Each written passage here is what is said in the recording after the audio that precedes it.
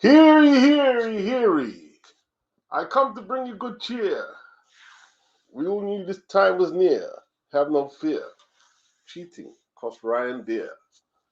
He is not worthy because his Ostarine sample come up dirty. Okay. Let's go, Ryan. Let's go, Ryan. Tahaka. Wagwan. Big up Tahaka. All right.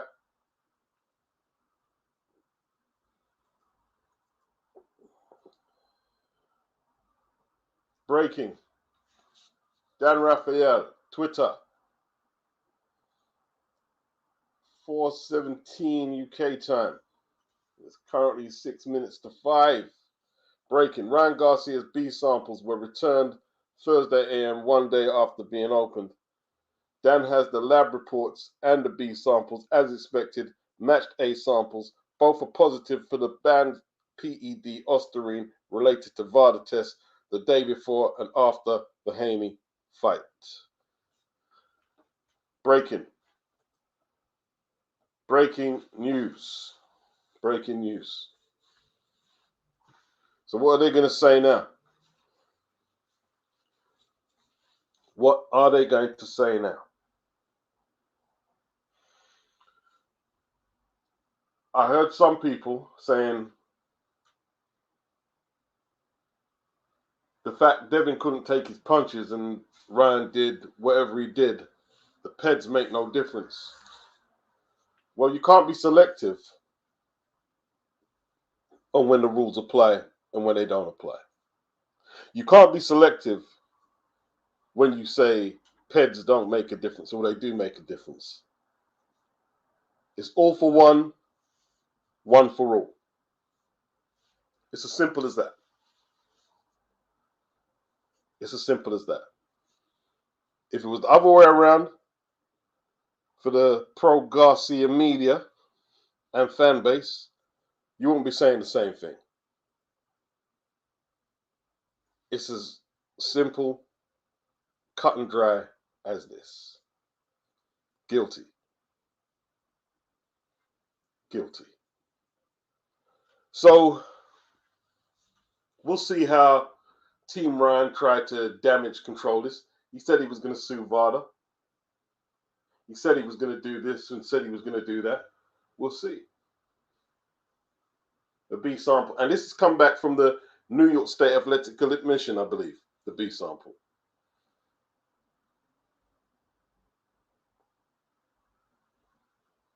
It is what it is.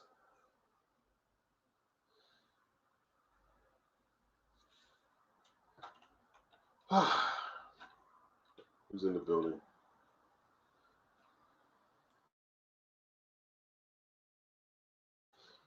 Big up to Harker, Mr. Prodigal. Big yourself up. 2B, Wagwan, the Annie, Chuckle, Shadrach. Big up, big up, big up. Kraft, Costanza, pretends to be shocked. Tupac, no way. Phil B, big up. Andrew Wood, big up. Sylvester, big up. Yes, man. He's saying it's in the Mexican product he consumed, the Annie. Yes. Dodge, what's good? Alshil, why does it take so long for the B sample to be tested? And why not just test both samples at the same time? Protocol meal, son. I don't have the answers on that one. Yeah, sure. Chris Jacobs, where were these Garcia fans for Big Baby? Tell me about it. They come out in force for their guy, but everybody else throw them under the bus. Even the party who was a victim of that, they got no mercy that they could have hurt Devin in the ring or anything. None at all. They just don't give a shit. You know what I mean? Anthony, what length of the ban is he going to serve, I wonder? All will be revealed, I'm sure. LaFez, people hate Haney that much. They were okay with a man on PEDs beating him. Yeah, I think that was the saddest thing that came out of it all. What you said there. That was the saddest thing. Mac Mittens beats. What's up, my G? If Ryan was to get away with his, he would ruin testing protocol in boxing. He's not bigger than the sport. He has a Trump-like fan base, laughing out loud. Yeah. I was a bit worried when the 22nd went and passed and they said they were going to hold the test. So see, now you're making yourself look suspect by holding the test. People are going to be thinking, what, are you trying to, do a little manipulation with the samples, or, you're trying to get your alibi straight. We don't know what's going on. But Dan Raphael has revealed. Big up Dr. Woo Doc. 2B says Big Baby was juiced up to the gills. Well,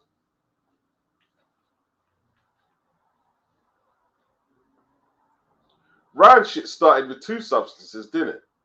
And then all of a sudden, Nandrolone is off the table. So it looks like, maybe they wanted to punish him, but let's reduce it so he don't look like a total, Big Baby knockoff. You know what I mean? That's what he said. I'm not saying he didn't, but it was,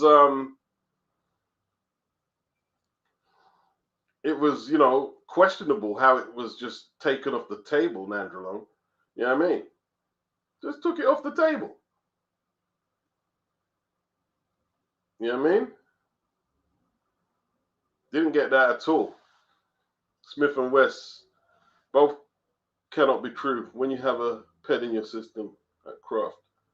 Yo, my man, Live J5, top 5, dead or alive. What's up, bro? He said, I was skeptical, but like you said, rules are rules. Either it always matters or it never matters. There it goes. There it goes, man. There it goes. Chris Jacobs, I know someone close to Jarrell, and he lost a lot financially after this situation. Well, Ryan, I tell you what, he probably did. And that's fair enough. It's his own doing. And let me tell you someone who ain't really losing like that. Like, Ryan has tried to monetize off this. Like, he had the bare face to show his face in Saudi Arabia, right? After all that, he didn't even try to lay low. He's coming out bold, cursing people out. And he took the peds, you know what I mean? Threatening to punch promoters. Talking about he wants to do whatever to everybody's misses, whether it's Conor Benn, Errol Spence. Who else's misses did he want to do the other day? Like, man, this kid. No humbleness at all. No humbleness. Market, afternoon, and big up beats. Sylvester, I have to be honest. I was surprised in the manner Garcia defeated Haney. But surprised me now, it's making sense how he managed to do that. Yeah, well, it's got to be taken into account whether, you got people who are, like Barry Robinson, he's a credible pundit in terms of breaking down the science of the sport. But when he was kind of like, not so much supporting Ryan, but saying, well, if you look at what he's doing all the drills correctly, making sure he takes his step back and, he's doing all the, and he's saying, well, that's got nothing to do with the ped use. I was saying, wow, okay. Okay. Marlo, the fact that Garcia was all over the place in KSA doing interviews in Saudi Arabia, was crazy. The sport has zero integrity. Like, I was shocked they didn't ban him. Someone didn't say, yo, you can't be here. But Golden Boy can't tell him nothing. You know what I mean? You shouldn't even get the privilege of being able to talk to media while you're under the spotlight, while you're under the scrutiny, while you're still waiting for the results of tests to be revealed. I don't know. I don't know, man. Dodge, hit the like button. Susan M, slap the likes. Yes, tell them, Susan. Big up. Smith and West, Ryan's getting a lot of love in Saudi on top of that. Kind of undermines the sport in a way. Yeah, that's it. Chris, Cambosos' wife. Yeah.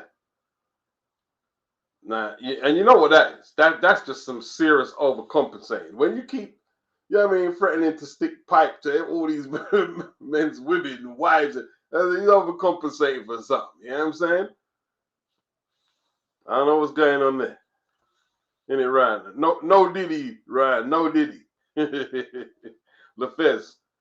He wanted Dev. Yeah, Dev's mom. Everybody's mom coming up on wife. Yeah.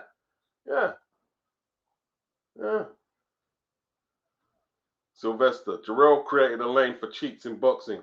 I have to put some thought on his behalf as well. Well, when you say created a lane, what do you mean exactly? Do you mean like to be dirty and loud? That is a problem for me. You know what I mean? Like, look, we're humans. Yeah? We're humans. So we're infallible. I'm not going to say mistakes because it's not a mistake, but, you know, we can exercise poor judgment. And fair enough, he's a ped cheat. But at the least you do, at the minimum, you keep your head down. You know what I mean? You come out, you say, I'm sorry, I shouldn't have did it. I'm going to sign up to clean boxing program and what are the protocols. Yeah. You know what I'm saying? I'm going to do community service. You show remorse. You do remorseful things. You say things that show remorse. Not this guy here. Not this guy. This guy's talking about starting up a boxing league where you can just pet up. Bill Haney like blew his top when he heard that. And I don't blame him. I mean, this guy's talking about starting a boxing league. Crazy. Where you can ped up. You know? Dodge, he says, Ryan got pretty boy privileges. Chris Jacobs. And Ryan is like that because he has never lived in the real world. Was one of those coddled child prodigy athletes. He was speaking about his family coming up hard, you know what I mean? Like when he was an amateur boxer. So they probably had their struggles. Phil B, come on, Beats. Ryan wouldn't behave like that. He's a God-fearing man. Big up, Phil. Sylvester. Garcia is his own person. Why do people think De La Hoya can control him? It's not a matter if he can control him or not. You know, you have to draw the line at your athletes representing your company and say, well, we don't want you to go there. So whether he goes there or not, you can keep your hands clean and say, look, we didn't co-sign it. That's the point. Of course, you can't control no grown person, can you? But you can at least make a stand and say, we're separating himself from his action. That's at the least you can do. Paul Conahan.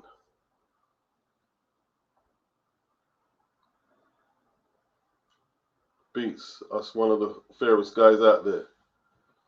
Yeah, well, people say I'm a hypocrite with Conor. I never said Conor was clean. That's the thing. That no one can find the receipt where I said Conor Benn was clean.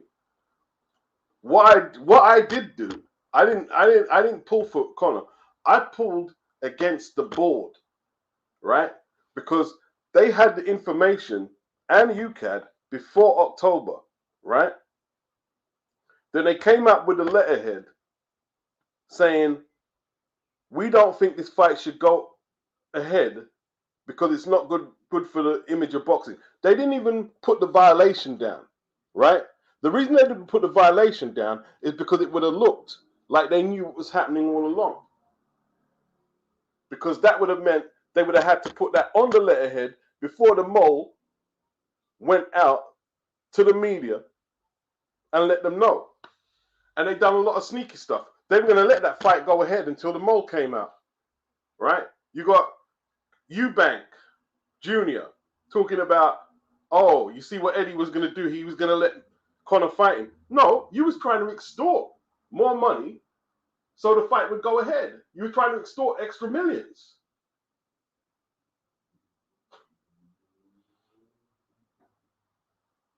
And what I found out is constraint of trade, right? Eddie can't like make a fight. And there's two promoters in this. There's not just one promoter. There's two promoters. There's the Saudis. Eddie cannot make a fight and then all of a sudden tell you that you can't fight. That's constraint of trade. You're a working person, just like anyone else going out there today, right? I'll tell you what it would be like, right?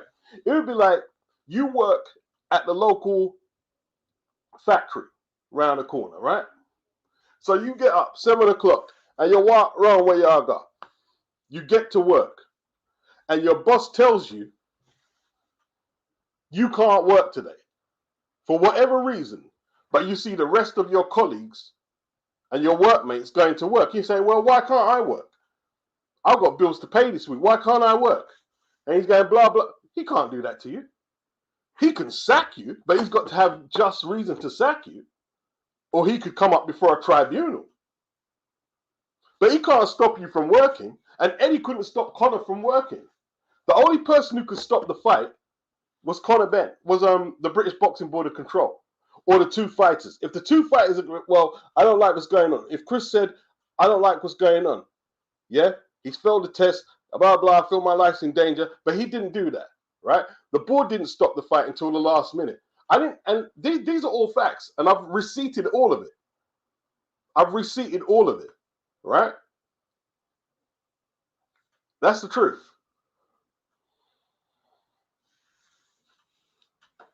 Ryan walking around like he's Nicky Barnes, Smith and West. Yeah, it's just, yeah. Very, very, very, you know, nonchalant and arrogant for someone who's guilty. But you see what it is? This is, it's a reflection on society today, isn't it? Like, this generation has took the shame out of everything, right? It's took the shame out of everything. Tell me something you can do in this world and be shamed about it these days. Everything's up. It doesn't matter what you do. You know what I mean? Doesn't matter what you do. You could find some way to justify it or to make it seem like it's no big deal. You can even make certain things that were not so, you know, looked upon favorably. You can make it look cool these days. Robbing people on the street, like, you know what I'm saying? Like, yeah, you can be, yeah, look, I'm real, I'm keeping it real, I've got the chain and stuff.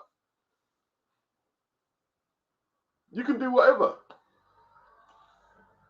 Where before, criminals, when I was growing up, criminals used to hide the fact they were criminals. We try to hide it a bit, you know what I'm saying? Because, you know, it wasn't a great thing. Like, even taking drugs in rap, like, if you go back to the old days, yeah, of rap, you hear people talking about, all right, I smoke a blunt, I smoke a joint, I'll have a drink here and there.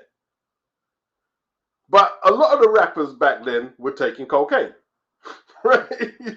And the dancehall artists, right? They were taking cocaine. But when they were making their music, they wouldn't reference in the lyrics. These days, yeah, you're taking Percocet, Molly, you know what I mean? We're dropping E. You see, you just a proper drug head, you know what I'm saying? And that's cool. Before, because even when old dirty bastard got pulled up for whatever violation in the police station, and he told them, can you drop the crack cocaine charge, or at least not let the crack cocaine charge, you know, go public, because he's got his image that he wants to portray to the kids. That's what he told the police. But today, they was yo, you mean, we're promoting the album, dog.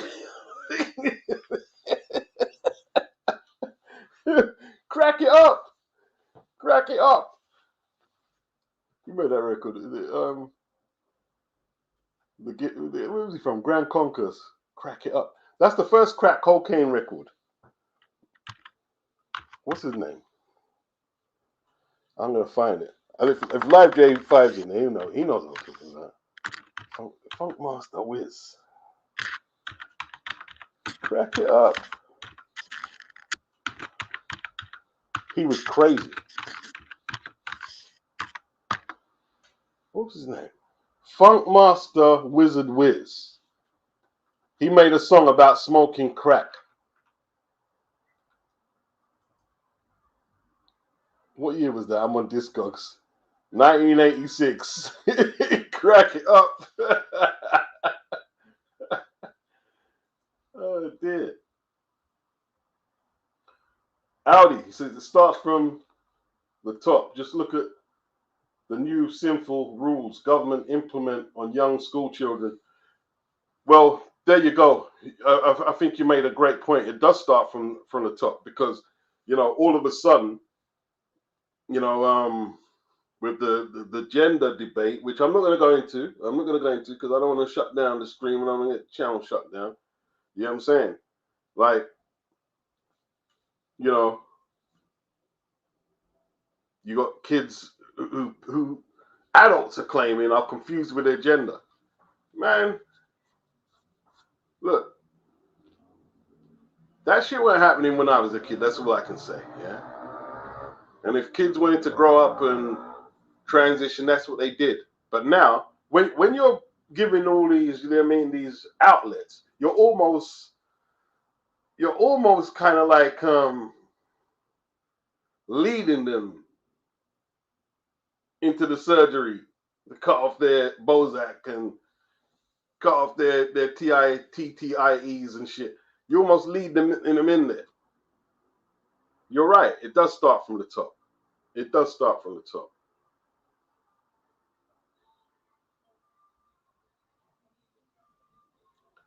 B says, bro, forget drug references. Now talk about who the killed. You'll have to elaborate on that. I don't know what I mean. Like you didn't make that very cohesive or coherent. You didn't make that coherent. Phil B. He says the lack of shame starts with our politicians. I remember when they resigned for corruption. Now they'll deny it to the bitter end, despite the overwhelming evidence against them. Yeah, like with the expenses, man. The expenses, like, wow. Oh, talk about murdering. Yeah. It's like the battle raps and stuff. Like, if it goes into gang territory, like they're celebrating the person they murdered in their lyrics, and the rappers out here do it too.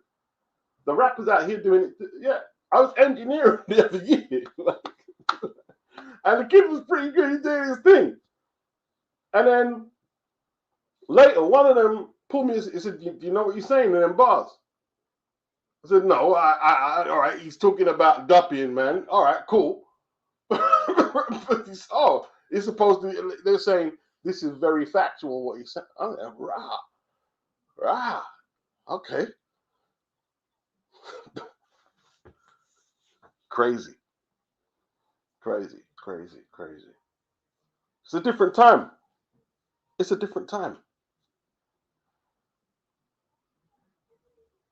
And getting locked for it in the UK is worse. Yeah. Dr. Wu. It's wrong, but it's scared to come out publicly. It's a massive scandal in 20, 30 years' time. Yeah, man. No shame at all. No shame. There is no shame. You know what I mean? There is no shame. Live J5, big up. He says they've lost focus of what it was all about. 100%. It's a fine line between keeping it real and too real, and 100%. Yeah, it's gone crazy, man. gone crazy out there. Man. I don't know, man. Ryan, he doesn't care, man. Ryan don't care at all. Or at least he's trying to give that impression that he doesn't care. I don't think he's as strong as that. I don't think he's going to strong, like the year he's having and the period we're seeing him go through now. It's got to take a toll on him somewhere. And I'm not hoping that, you know, it all falls apart for him and he ends up, you know, in the system, you know, under some mental health, you know, narrative. I don't want to see that, but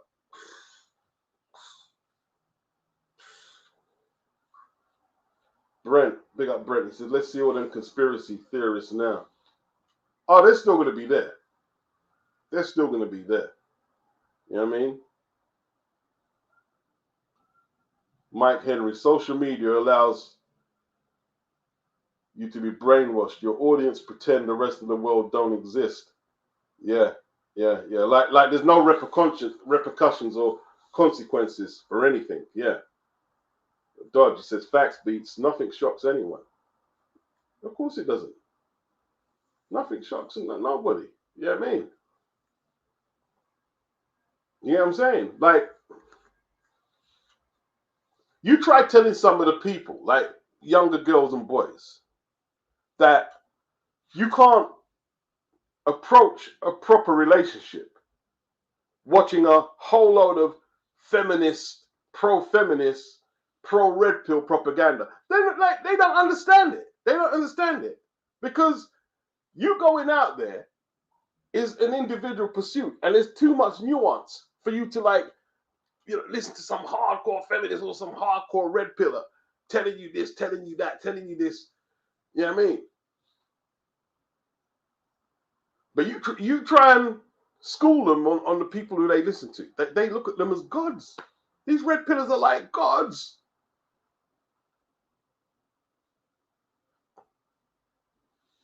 It's not real. That ain't real. It's not real. You know what I'm saying? It's not real. It's not real. All of their talking points are programmed and studied and rehearsed like a play. That's what they don't understand. It's rehearsed, like, even though, okay, it might be spontaneous because they've got, you know, these guests who they've never met. It's all rehearsed. It's rehearsed. All their points are rehearsed. The stats are rehearsed and everything is rehearsed to fit their agenda. And it's not like you can't like rebuttal them on a stat, because the stat is accurate according to the statistic and to the poll wherever they took it from. But even so, you can get the most accurate stats and still manipulate it towards your agenda. The truth is the best way to develop a really good life. You know what I mean?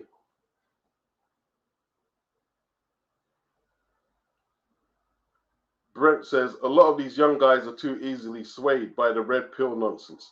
They're so swayed by it, man. They're so swayed. They're so swayed. And look, nobody wants to get played. Right? Nobody wants to get played by the fair and six. Nobody. But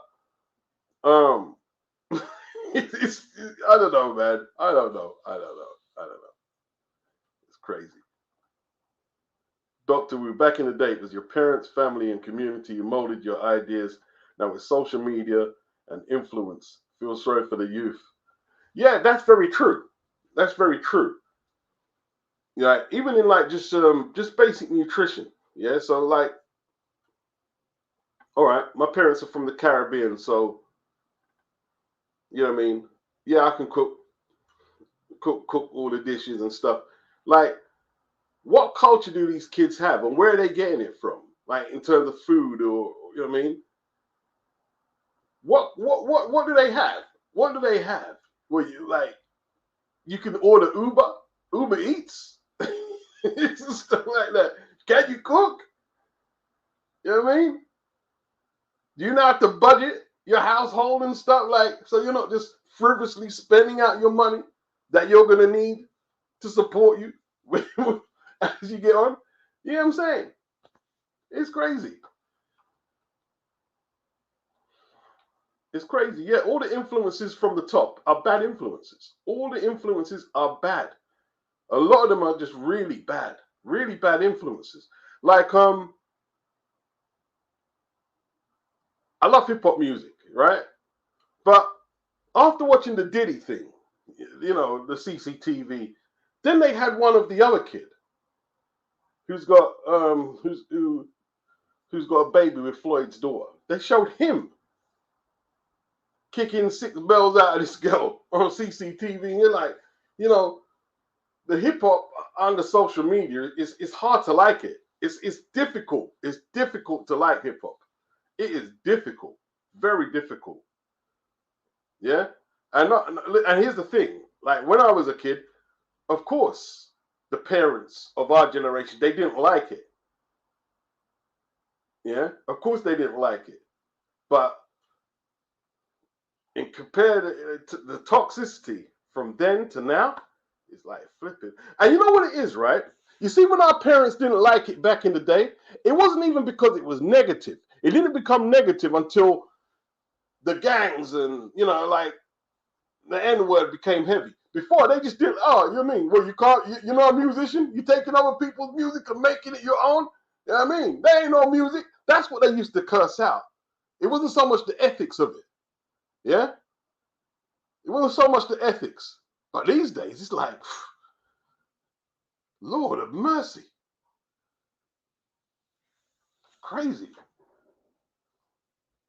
Brent said that's why a lot of these young men go out in the world and make a fool of themselves and end up unsuccessful with women. Yeah, it's very true. It's very true. And it's not just unsuccessful with women. They're going to end up like very antisocial in their environments as well. You know what I mean? Having to live up to this so-called concept of this so-called high value shit.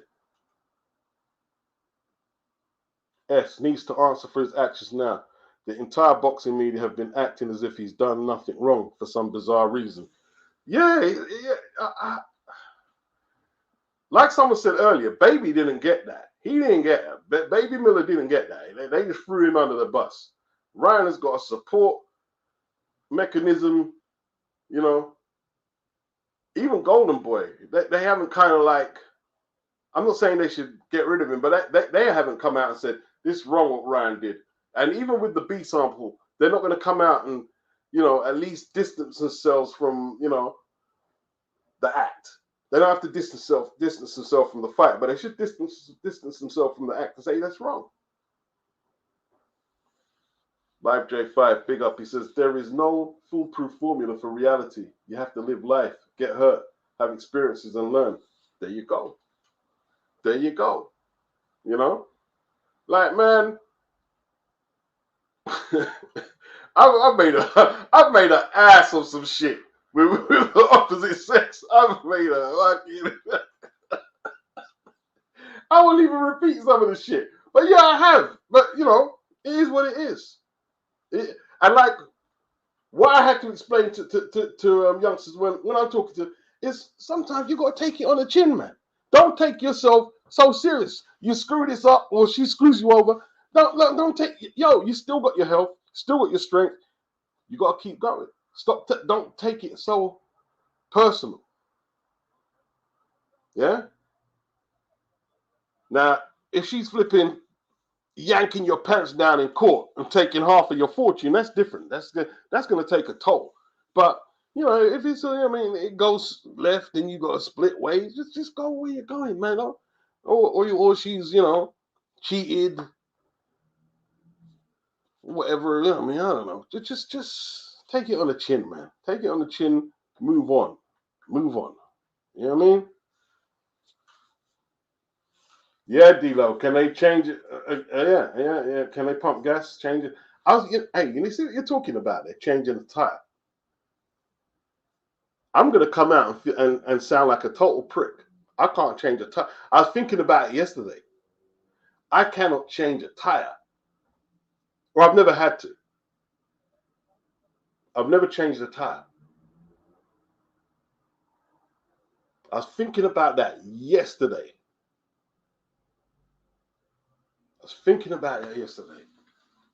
You know what I mean?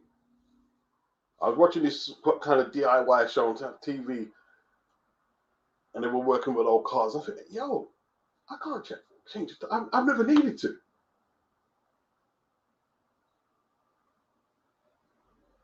I can check oil. I can check oil. I can do the water. I've never changed the tire.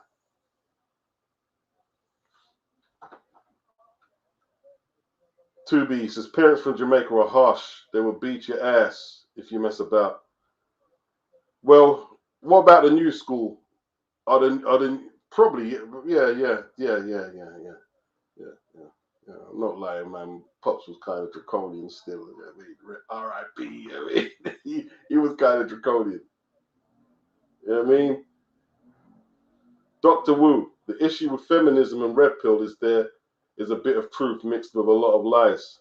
Yeah.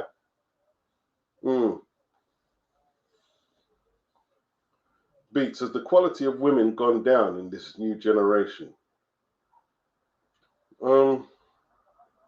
It's not the quality of women. That they have different expectations, don't they? You know what I mean? And see, people think it's a gender thing. It's not a gender thing. It's not. Yeah. All you got to do is go back to the UK before I was born. So I'm going to be a bit sketchy on the detail. I won't have it accurate because I wasn't born. But when you got to around 15 years of age, yeah, if you didn't say like pass the mock exams or whatever, you couldn't go on to no sixth form, bro. Or even take the other the more official set of exams. You were out. You had to leave. And then you'd have to go and try and find a trade, an apprenticeship. Yeah? You go through all the working class areas in the UK, Midlands, Lancashire, London, South, East. It doesn't matter. Working class people stayed working class. You weren't going to university like that. University, you're joking. But now everybody has high expectations. Everybody thinks they're going to become some kind of mogul. But if everybody becomes a mogul, who does all the regular jobs? So it's not just women who have got unrealistic expectations. Everybody does. Everybody does. All the young people do.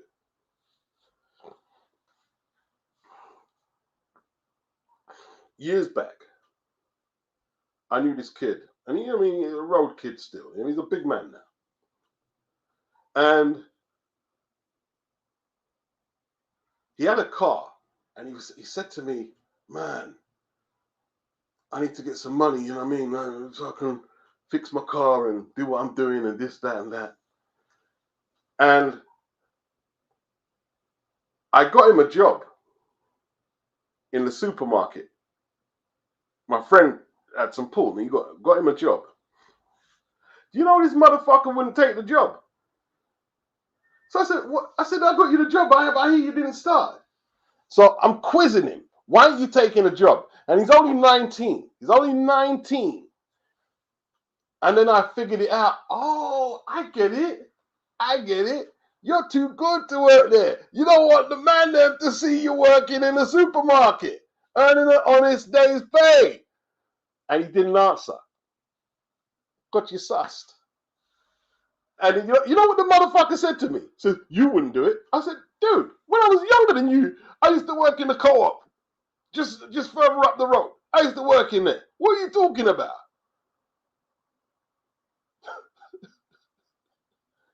And when I thought about it, I was in a similar situation than him. I had that beige fucking Mayfair Mini. Yeah? I didn't even have a license. Right?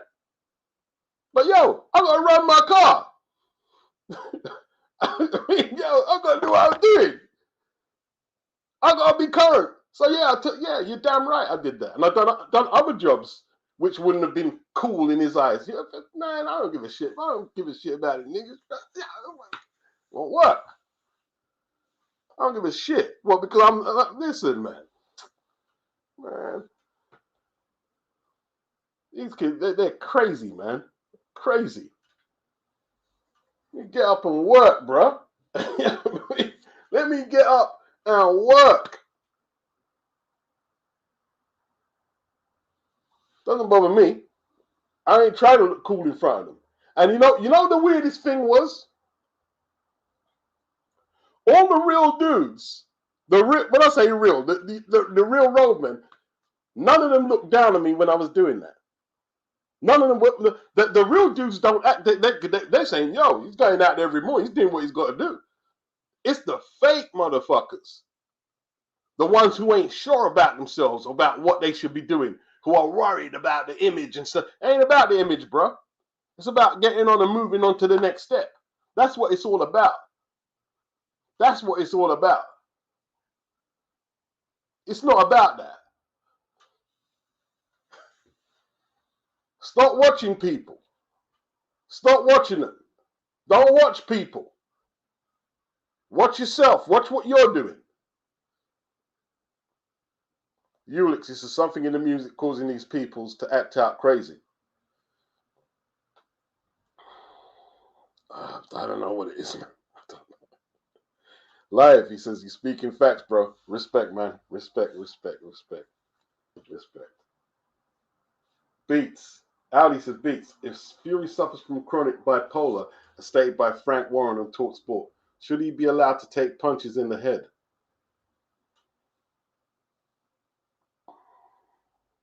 Yeah, of course he should be. I mean, because that'd be like saying, well, should a bipolar person be able to drive a taxi or drive a bus? They can, but you've got to manage your condition, isn't it? So yeah, as long as he's passing the scans.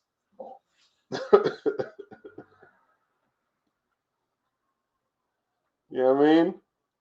Claudius, he says, B sample busted upon Ryan's blood clot head top. How you mean? Yeah.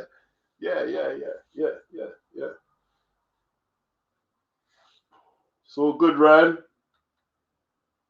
So good. Yeah, he'll get 6 months, Phil. Ryan will get 6 months. I mean, to be honest, Miller did Miller get more than 6 months for both infringements? I don't think he did. For both violations, I should say. No, I don't think he did. He got about 6 months for the AJ fight, 6 months for the Jermaine Franklin fight. You know what I mean?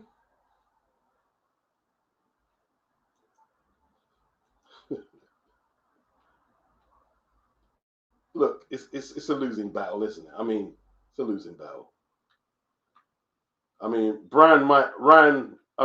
Devin might feel good, but he's still got the belt. But he took a battering that day. The damage is really done. The damage is done. Damage is done.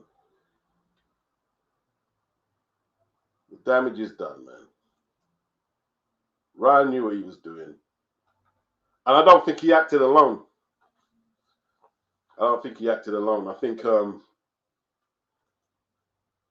was getting coached on how to cycle off and stuff. Because he's not that, you know what I mean? I don't think Ryan is that medicine, aware, like, of what to take and how to take them and whatnot.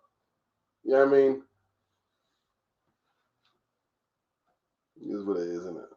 I don't think he's like in it alone. There's other people complicit. Yeah, I believe so.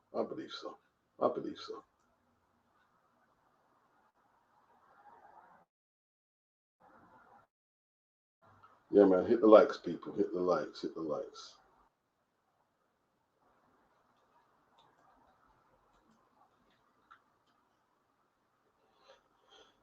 Kingsley. Have you got an earlier comment? It says, could he be a black guy? Oh, why they don't care? I don't know so much if that it could. I don't know. I think Bill and Devin have become very unpopular for some reason. there's some reason they don't like Bill and Devin. There's a large demographic of people who don't like Bill and Devin. Give me 2 seconds, people.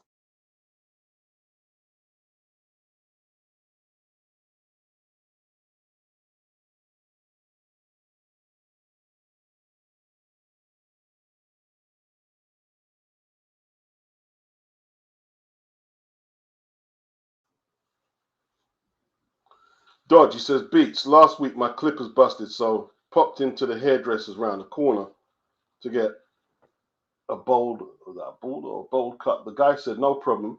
When it was my turn, he asked if it's okay to touch my head. That's a weird question. Like, you have to touch someone's head to cut their hair, isn't it? Like, how would he cut your hair without touching your head? Because you got to, like, put the head in the position and make sure it don't rock back and forth for everything. Because, I mean, you got to have, it's weird. It's like trying to drive with your forearms and not use your hands. You know what I'm saying? Like, it's crazy. But you know what? You know, it's probably a legal requirement. He has to ask that. You know what I mean? It's probably a legal requirement today. It wouldn't shock me. It wouldn't shock me. You know what I mean? Crazy.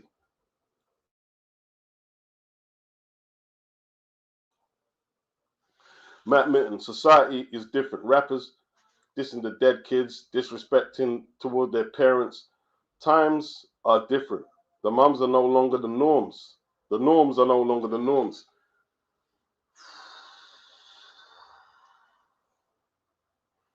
Yeah, it's pretty sad, man. Like, it's pretty bad. You know what I mean? I don't know what that is, man. I don't know what that is. I don't know what that is. You know? I don't know what that is. Like, they're going way too far. Audi says changing a tire is easy. It probably is. I've just never did it. I've never did it. 2B says, bro, really, come on. What are we talking about? What point? You guys have got to be specific on what you're saying, or I won't even know what you're addressing. HC says, women are broken today. Western feminism has ruined them. Many set unrealistic expectations for the men they want and have become very superficial. A generation will need to grow alone to learn.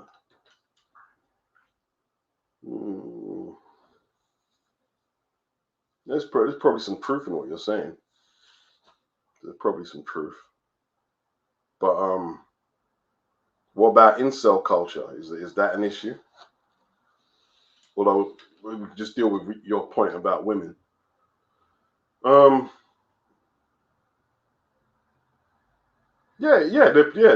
probably are a lot of deluded women out there. There probably are. I mean, but then again, I'm not in the market, so thankfully. Barbs, he says, no, the quality of women have not gone down. We are not talking about livestock here. Okay. She's not having that.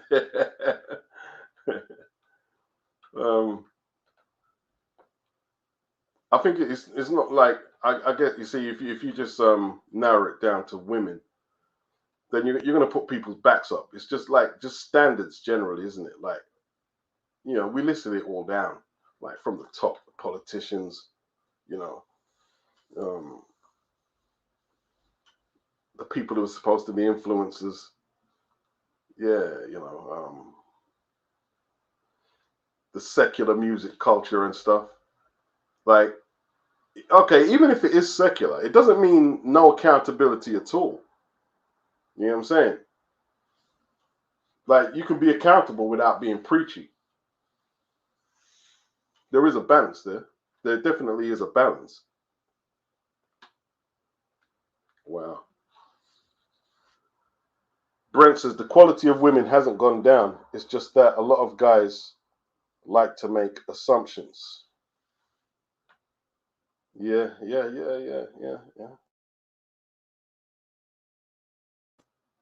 You know, the marriage thing, you know, like the numbers are like decreasing all the time. But it's not just that, isn't it? Like even the population is decreasing. Sperm count taking an 8 count. You know what I'm saying? You know what I'm saying? Everything seems to be spiraling down. Even the quality of living. You know what I mean? The quality of living. Like I swear to God, I put 100 fucking pounds on this smart meter, and within a month, I'm looking. It's dead. It's nearly dead. You know what I'm saying? It's crazy. It's crazy. And, you know, they're saying it's gone up because of inflation. It's not that. It's because it's not being managed properly. You know what I'm saying? Like all these big companies, like, you know, like all these big gas, fuel, electric, it's not being managed properly, man.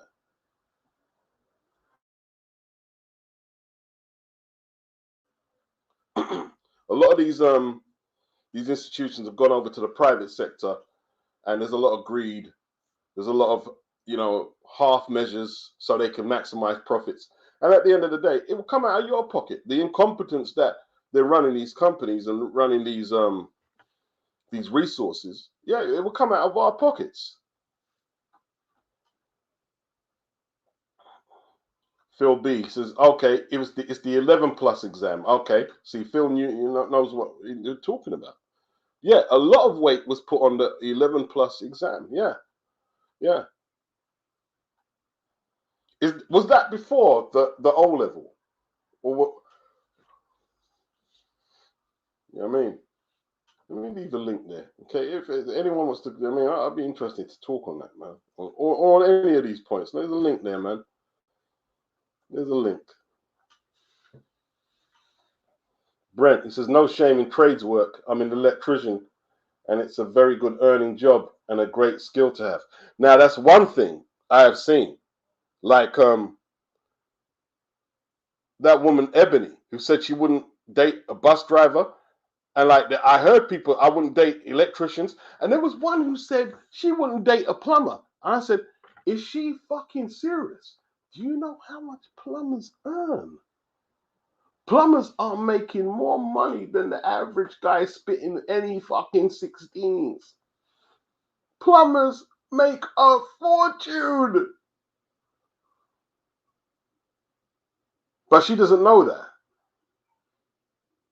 She's just going by what she saw on Scandal, or, you know, you know what I'm saying, or basketballers' wives. She's going by them standards. They don't know. Nah, them trades are electrician, carpenter, and you see, there's a shortfall in a lot of these trades. There's a shortfall. There's a shortfall.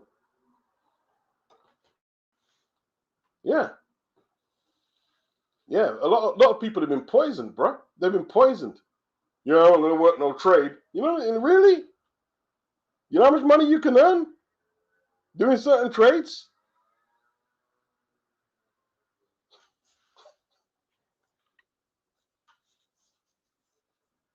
Audi, social media has damaged many people's minds.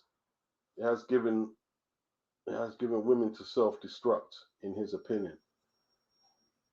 But it's not just women, man. It's not just women. Like it's not just women.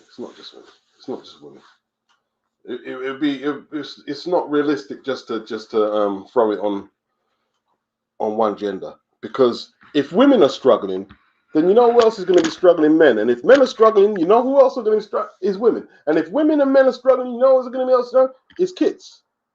It is what it is. It's all interconnected, bro. You know what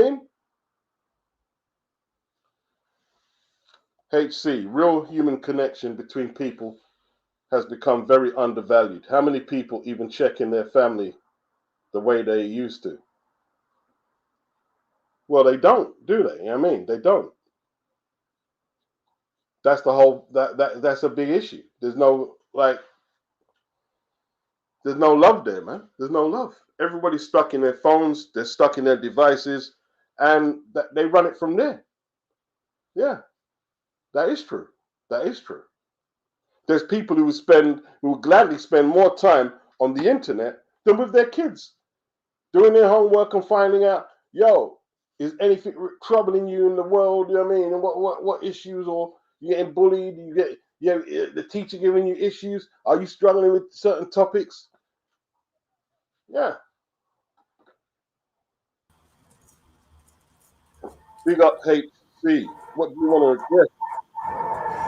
Yeah, just what you were saying about these manual jobs actually pay quite well. You know, you hear a lot of these women coming out and saying, well, they won't date a man that, you know, does a certain type of job. And then you get a lot of guys who say they don't even want to work these type of jobs because they weren't seen as glamorous a long time ago. But you're always going to need manual labor, you know. Someone's going to have to be fixing these pipes and stuff like that. And like I said in the chat, one of the wealthiest guys I know runs a plumbing business, and he's, you know, doing very well. So people really shouldn't sleep on these type of things, man.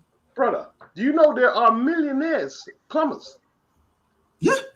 I don't think people know this.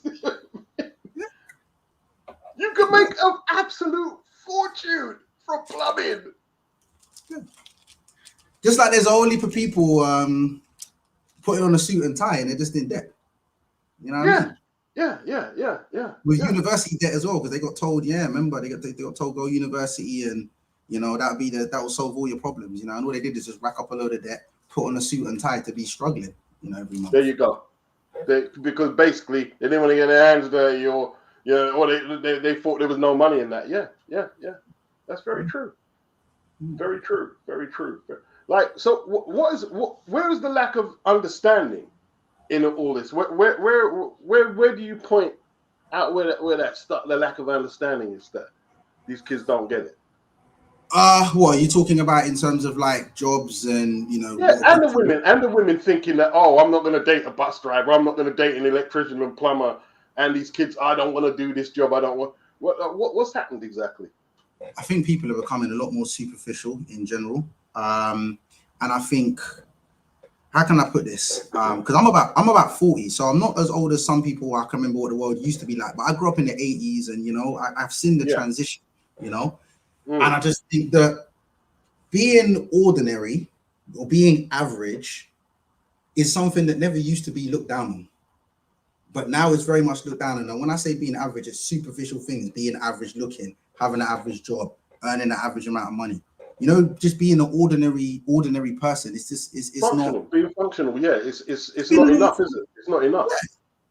Yeah. People want to fly around the world like 4 or 5 times a year, 6, 7 times a year. And it's like, when I was younger, that's only the rich people did that. Everyone drive Mercedes and, you know, all these kind of things, but having a normal car, normal job, taking a holiday once or twice a year, it just doesn't seem to be the one. Everybody wants to kind of imitate their favorite celebrities, you know, in this kind of popular culture.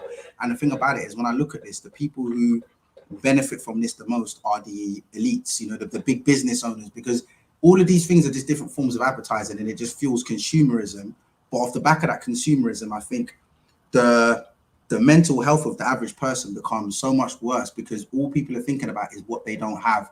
And this keeping up with the Joneses type of mentality is just spiraled out of control to the point where people aren't satisfied unless they are, you know, like 10 times ahead, or perceive themselves to be 10 times ahead of the next person. I don't know if that makes sense, but that's kind of how I see it. Yeah, it makes a whole load of sense.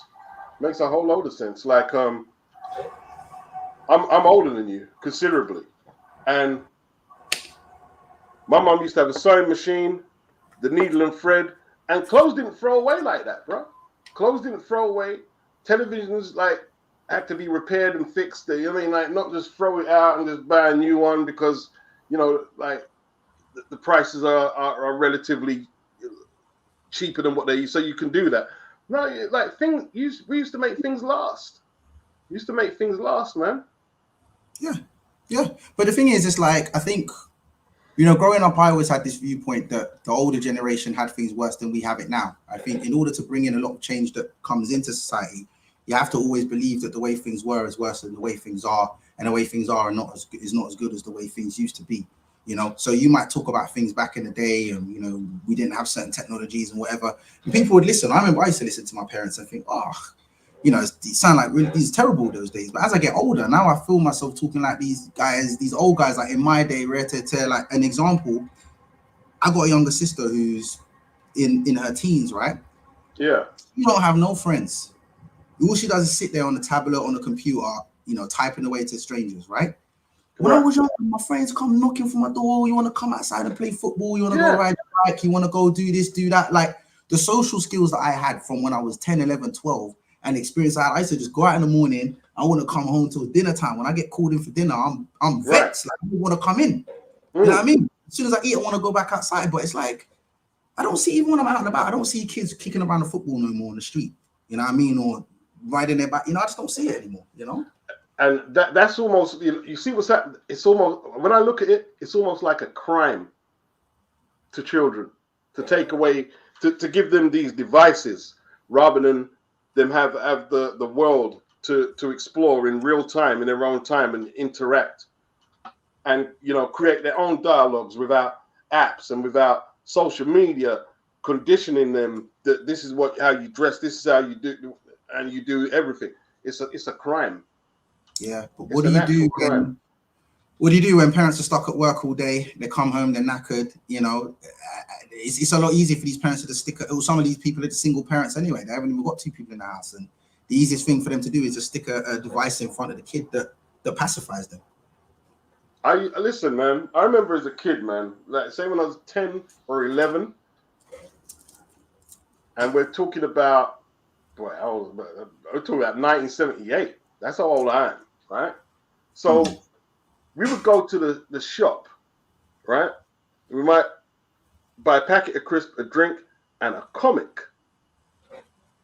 and we sit down on in any of our gardens or front gardens, and we'd be reading our comics and just occasionally talking, but we're reading, we're reading our comics, and this was regular, and then we get on the bike, play football.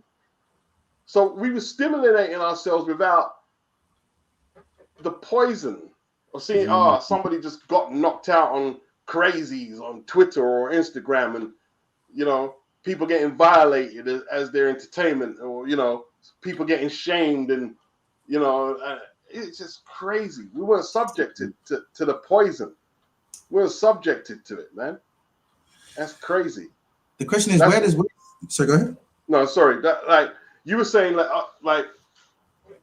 say like my grandparents and like our parents had it worse. No, they had it better. Yeah. They actually had it better. They had it better. I'm telling you that now, man. Right? My grandmother used to put on the best parties in the world. Right? And she was an extravagant woman, so she didn't need too much excuse to make that party. And we just used, and even going out, there was always somewhere to go, like house parties, a blues dance, clubs or whatever. There is, I don't know, warehouse parties. Kids' lives were different, man. Even the TV program, they used to have this program called Why Don't You? Right? And it used to teach you how to make bikes and stuff, this, that, fix this and fix that. And you could actually use these skills. They give you skills that you could use. Blue Peter. It's crazy. It's absolutely crazy. It's funny when you're talking about changing a tire, because I actually can change a tire, because I haven't done it for a long time now. But I remember I think I went to my nan's house and she was complaining that one of the taps was leaking or something, like there was a leak. And she asked me if I could help her fix it. And I was looking, thinking, listen, I'll do your taxes, but I haven't got a clue what to do. You know what I mean?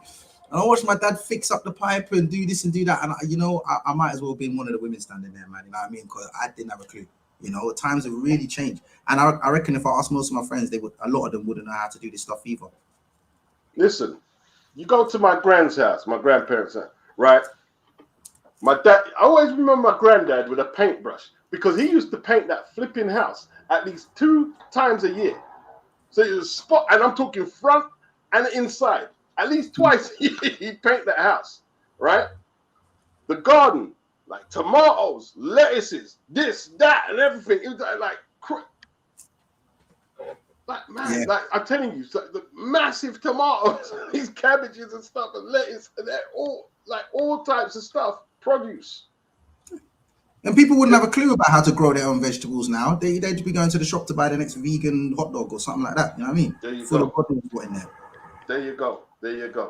And you know what's weird, right? There was a part of the country last week where people had stomach cramps. I think some people died through the water, you know, and they had to start boiling the water. You know what my grandparents used to do? Every time, listen, all the water was boiled. They didn't drink water. They didn't drink nothing. It was boiled. They boiled everything. They were boiling water in the pan from a long time. Yeah. And you think, like, boy, I mean, look what's fucking you up. That wouldn't have caught my gran or my granddad. They were boiling the water from then. Because, all right, people drink the water from the tap, but you really don't know. You don't know how clean it is really or how drinkable it is. They could have any kind of bug in there or anything. It could be anything. You know what I mean? Yeah, and boiling it will kill pretty much most of the bugs and all that kind of stuff. But see all of these little things that we've forgotten. You know what I'm saying? Like so many things that, and obviously where, especially when you think about people that migrated from other countries, you know, you might have the first generation that come over here and then they'll teach their kids. But once you get further removed, there's so many little tricks and all kinds of different little remedies and stuff like that that you know, certain ways, you know, from us Caribbeans, for example, that are going to be completely lost, you know. And it's not even just the immigrants, because even the Brits here are losing their culture as well. You know, we're all just kind of merging it in one culture, but there's so many different things that we're losing. You know, we're really losing our identity, you know, and just kind of taking on this new one. Yeah, man. I mean, it is crazy. It is crazy. HC says the youngers will all watch people because now we have social media. Comparison is the thief of joy. Yeah. Big up Anthony Mackin. Big up Anthony. Yeah, man. So what do you think of this Ryan Garcia thing? What do you think? The Ryan Garcia thing, I mean, I have to be honest, I find him quite entertaining lately. It's really weird because when he first came out, you know, when he was like that social media guy with his pad work and that kind of stuff, I thought he was going down the kind of golden boy route. I don't know exactly how this transition to heel has come about, or maybe it's just that this mental health stuff he was talking about before is really real. But now he's just, you know, I really don't know what to make of him, especially in the build up to the Devin Haney fight. As for this positive test, I mean, I don't like to say whether I think people are guilty or not, but I think he's going to have a hard time proving that he's innocent. And this B sample thing comes out under strict liability. We now know that it was definitely in his system. So his options now of trying to protest his innocence have now shrunk dramatically to the point where he has to accept it's in his system. The case is, how did it get there? In reality, I think he was probably complicit. But I also think that he's a cash cow. He makes a lot of money. And I think in the end, he's going to get a slap on the wrist. And if he's learned anything from Conor Benn, he's better off just cooperating, taking a slap on the wrist, doing some damage control. And, you know, consequence of the times we're living in, people will have forgotten about it in a few months' time. Yeah. Yeah, he's best just like just accepting liability now and just go through the process, really and truly. Why? Yeah. I mean, at this point, yeah. Yeah. On that subject, what's the latest with Dillian Whyte? Because is this ban up now? Who's that? Dillian Whyte. That's I don't know what's happening with that. I don't know. Because he just went quiet, didn't he? He just went. Yeah, he hasn't really said much on it. Yeah. You know, he had the odd fight with Christian Hammer the other day. Like, he wasn't happy about that, was he? No, he wasn't happy with his form, but he's rusty, isn't it? He's rusty, and his two fights before that, the Jermaine Franklin and the Tyson Fury fight, didn't look impressive.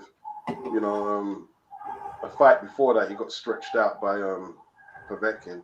So it's a long way back for Dillian. It's a long way back. It's a long, long way back.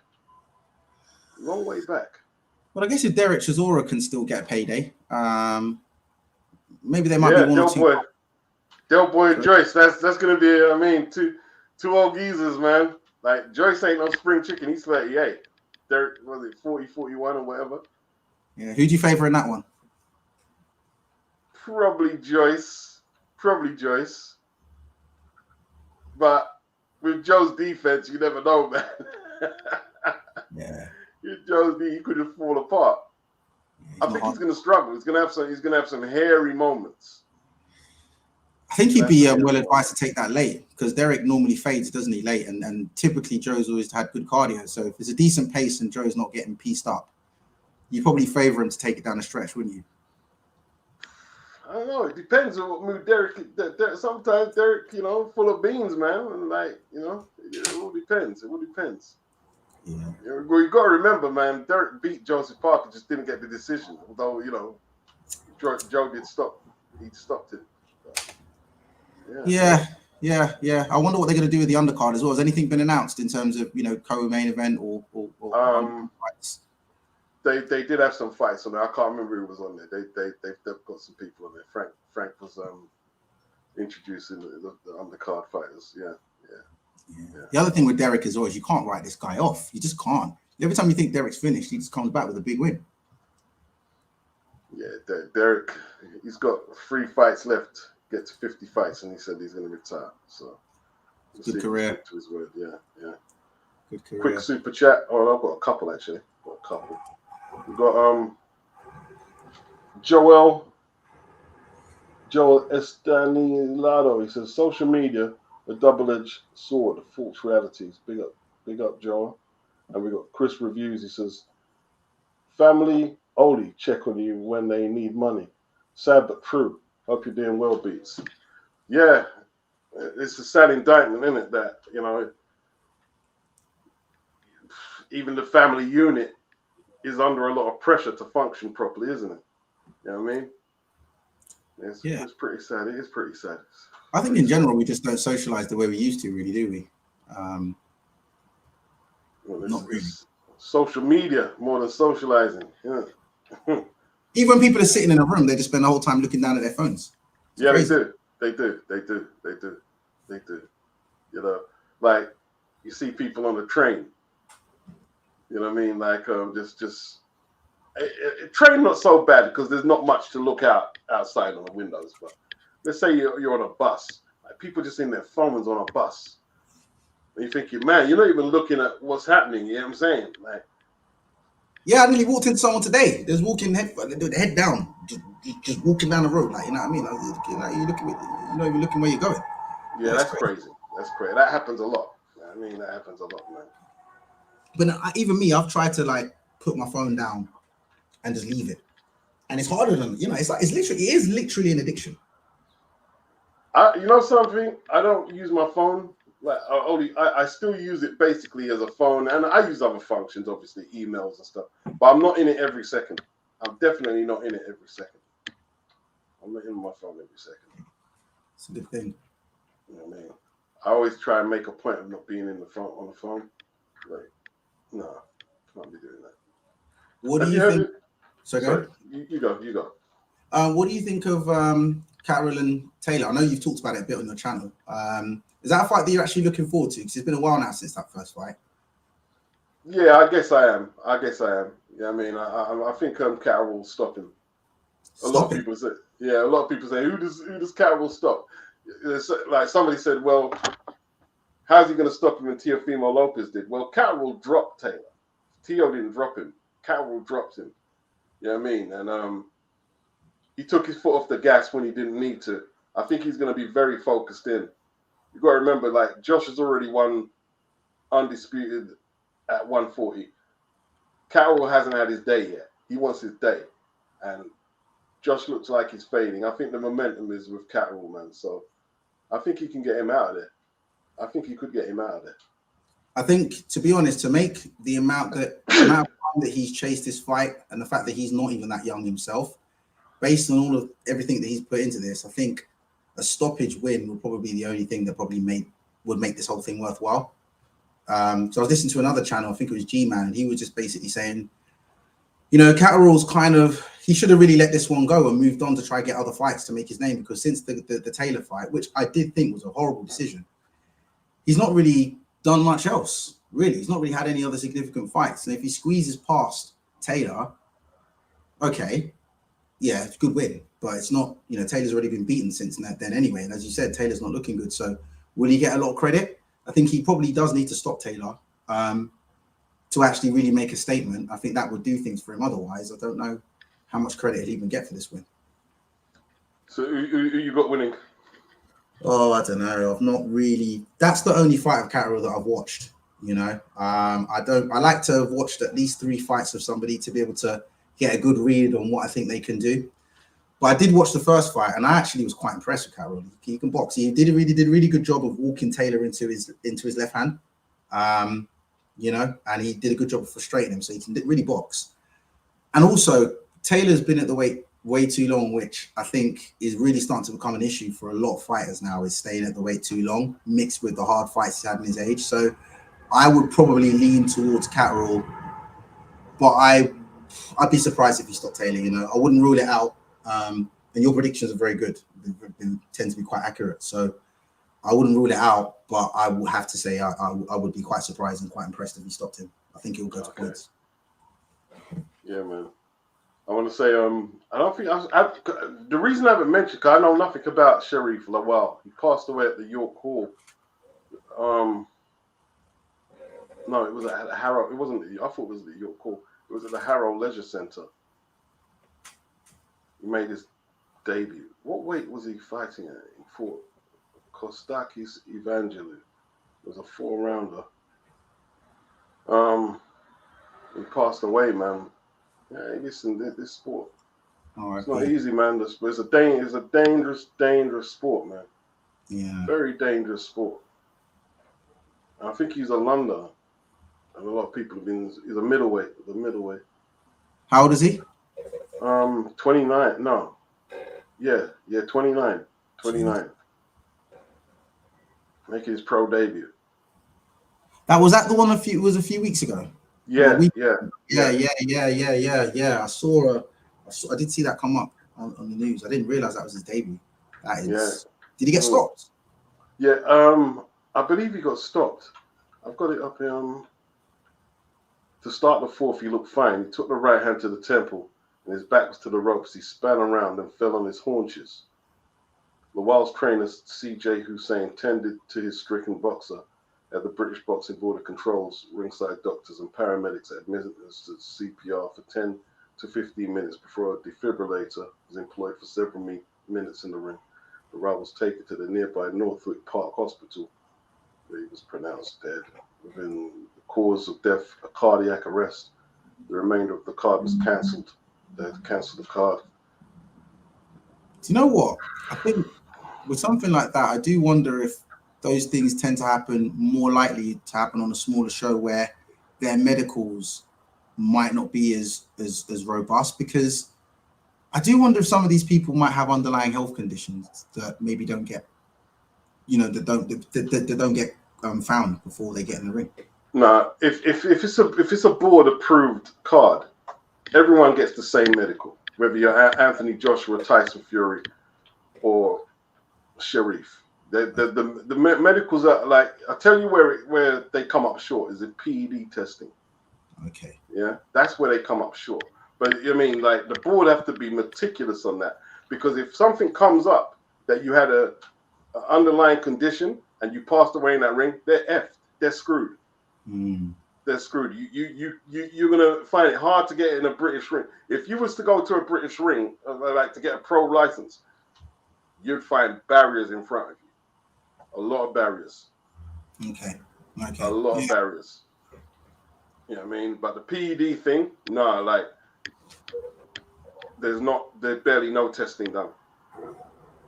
UKAD can't afford to do all that testing for all the cards and all the fighters out there. Yeah. Who pays for UKAD? Well, the promoters are supposed to pay for the testing for the card, aren't they? Yeah. So I guess if it's a small show, they might have a lesser budget. Yeah, they'll have no UKAD testing. Yeah. You mean like even Ben Shalom? He's had a couple of cards where there was no UKAD testing.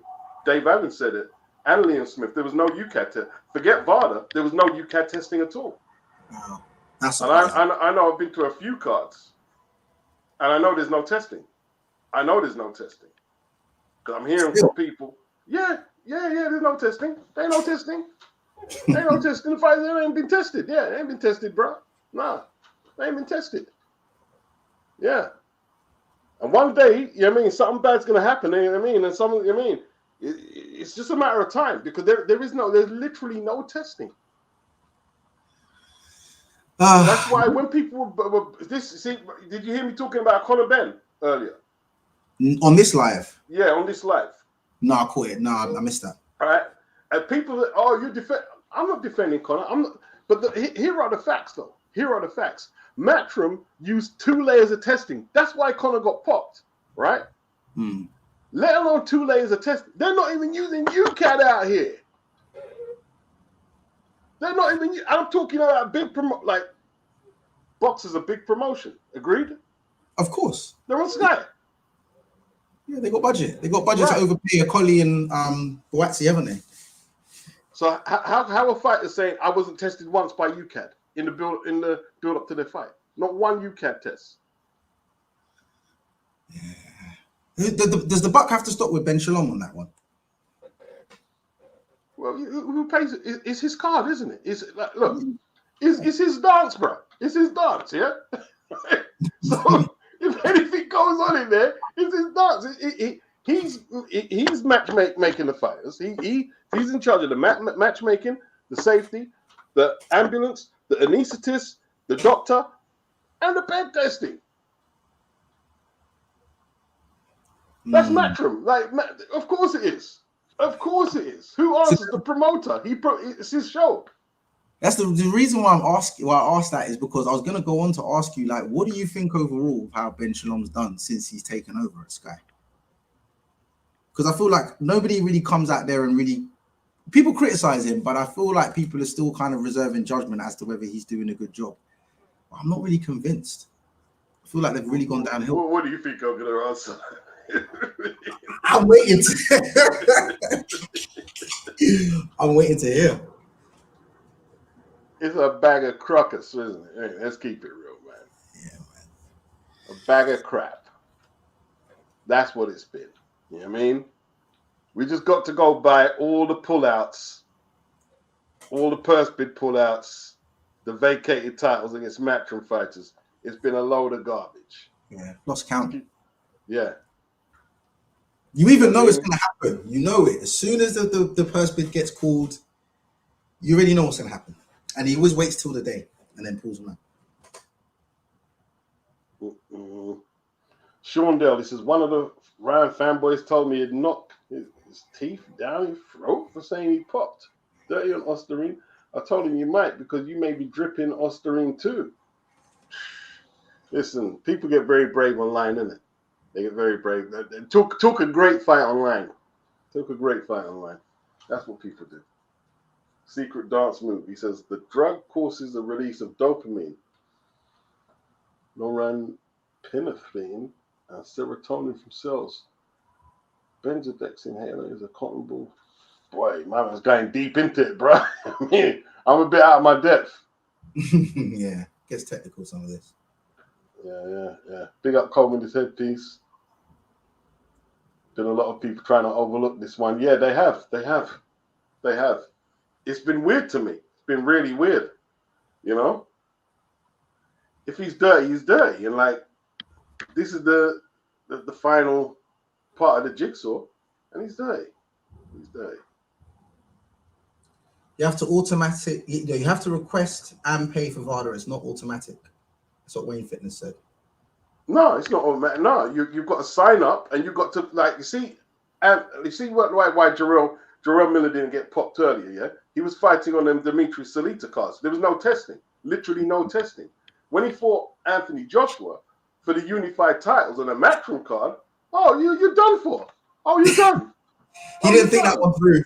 Yeah. You're done for. Yeah. You're done. There's no way you're fighting on the Eddie show against Joshua and not getting tested. That's just you're gonna get a whole load of testing. You know, it's crazy. And that's what happened to Ryan, man. Like, you know, you on that Golden Boy card, there was a lot of testing. Done. It's funny how these guys always blame Eddie when they fail as well. I don't get that. Well, he's just become a target. He's become a target. The target of blame for everything. Like, they blamed him for and that's what I'm saying. People say, "Oh, you're an Eddie Hearn fan." I'm not Eddie Hearn fanboy, but you can't blame him for everything. You messing up a drugs test. It's not even a show. That's crazy. You know what I mean? Like he's become an easy sort of target to blame. You know what I mean? Let's just blame Eddie. It's crazy. Yeah, well, Ryan just goes from one thing to the next, doesn't he? And then he's just he knows his fan base. You know, we're talking about the world changing and stuff like that. That's one thing that Ryan Garcia kind of has over some people, is that he understands the Gen Z mindset very well. You know, and he knows what he's doing in terms of getting them on side. Yeah, he's got a load of nutters supporting him, a whole load of nutters. Makes him valuable though if they're paying for his fights. That's his leverage. Yeah, well, he's got the fact. That's why people want to fight him, because, you know, they can make dough. You know, and that's why Golden Boy hasn't got rid of him, because he's their, you know, most profitable asset. You know what I mean? That's why they don't reprimand him when he does all that crap. Mike Henry says, Bill Haney is like Dame Dash. You might not get that far without him, but can only go so far with him. The establishment don't like guys like that. I don't know. Like, he's not dealing with the establishment. He's dealing with the media who don't like him and Ryan's fan base. He's not dealing with the establishment. Communist headpiece. Very different attitude to the way they dealt with Ben. Yeah, 100%. 100%. The public, yeah. Like with Ben, it's eggs, this, that. With Ryan, it's like, oh, I mean, you want to marry my daughter? It's like crazy. Yeah, what is that about? I mean, I didn't think Conor Benn handled it well from my side, to be honest. But I can't deny that there's definitely a contrast in terms of the way the public are acting towards Conor Benn versus, and you know what? Some of that might even still be because they don't like Eddie Hearn. Sometimes I feel like other people get backlash. Like I feel like his fighters get backlash sometimes just because they're signed to Eddie Hearn. Conor had no business going on Piers Morgan. He looked stupid when he went on there. You know what I mean? I don't know why he did that. You know what I mean? And then said, you know, he said you're going to sue the board. That's very immature. Don't do that. Sit back and let, you know what I mean, the people who you're paying handle it. Just sit down, hold it down, go gym, train, and chill. Don't look after your children.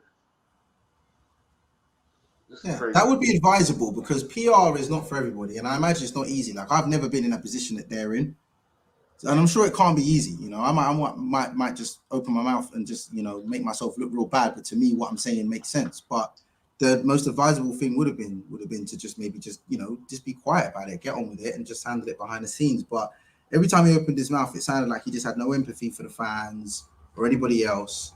It was just poor me, I'm the victim, and that's just not palatable for the paying public, for the people who missed out on a fight they wanted to see. You know what I mean? He just seemed to be playing the victim, you know what I mean, very much, and then being like, you know, feeling like he's entitled for it to go exactly the way he wants it to go. And sometimes in life, that just doesn't happen. You see what Dillian's done. Dillian don't like, you don't see Dillian in the camera. You know what I mean? Talking about, like, he's keeping quiet, seeing what he could do. You know, he's got his legal people, and just let the process be the process. And, you know, you get back in the ring when it's time. You know what I'm saying? With as least controversy you can get out of a situation like that. Conor, like, that's doing a lot of stupid shit. And Ryan had better be careful that the establishment that Henry was talking about don't make an example of him. You better be very careful. Yeah. You don't get a 2-year ban or something like that. You know what I mean? Or they reintroduced an Andrew and, oh, look, he did actually pop through. Better be very careful, because they can do that. You know, they have the power. They do have the power to manipulate the situation. There's certain people who do. October Red. So I just want to say hello to October Red. Good evening. Big up October Red. You're always welcome to come on. What was he saying, HC? Sorry to cut you. No worries. I can't remember what I was going to say there. I just seen the Afro Jams comment. This fight with Chaz Witherspoon versus Alexander Usyk. Yeah, that was supposed to be Tyrone Spong, but Tyrone Spong tested positive. I don't know the circumstances with that. I just know that my background is kickboxing, so I was always a big Tyrone Spong fan. I didn't expect him to do anything with Usyk, but I'd like to have seen it. But he popped, which a lot of kickboxers do. So I can't remember what the significance of mentioning that is, but yeah, I know Spong tested positive for that fight and got removed. I remember that. I remember Tyrone popped. Yeah, I remember Tyrone popped. Yeah, wicked fight, man. I was watching Tyrone. I was kickboxing, and he got knocked down, but he got back up and knocked the guy out, man. It was wicked fight, yeah. Man, like, damn, Tyrone. Yeah, Tyrone Spong. Yeah, the K1 fights, some of them were quite exciting, man. Yeah, Spong was a legend in that sport. But see me, yeah. I can't watch MMA in that, but kickboxing. I used to be a fan of like Remy Bojanski and all the rest of them. I used to be a massive fan of that. Yeah, man. With them flying knees and flying kicks. Yeah, kickboxing is wicked. I like kickboxing. I can get into kickboxing. But MMA, I don't know about MMA. Yeah. Yeah, I mean. Do you think I'm coming from MMA to boxing, despite how his last fight turned out? Would you say that Francis Ngannou's done a good job for what you would expect from an MMA fighter, or do you think it was just Tyson Fury looking that bad on that day? No, the man is a physical flipping beast, bro. He's a specimen. The dude is a specimen of a man. The unit. That can't be doubted. Like, I mean, it kind of puts it in perspective how talented and what a specimen AJ is. You know what I'm saying? But yeah, okay. Look, listen. Usyk's skill set is just it's just ridiculous. Yeah. And not only that, Usyk is one tough motherfucker, bro. Usyk really tough. Yeah, really tough. Like people is, look at the skill. Nah, Usyk tough, bro. Usyk is tough. All them Ukrainians, people say, look at the skill. Lomachenko is like a little brick. He's like a piece of brick. Yeah. You know what I mean?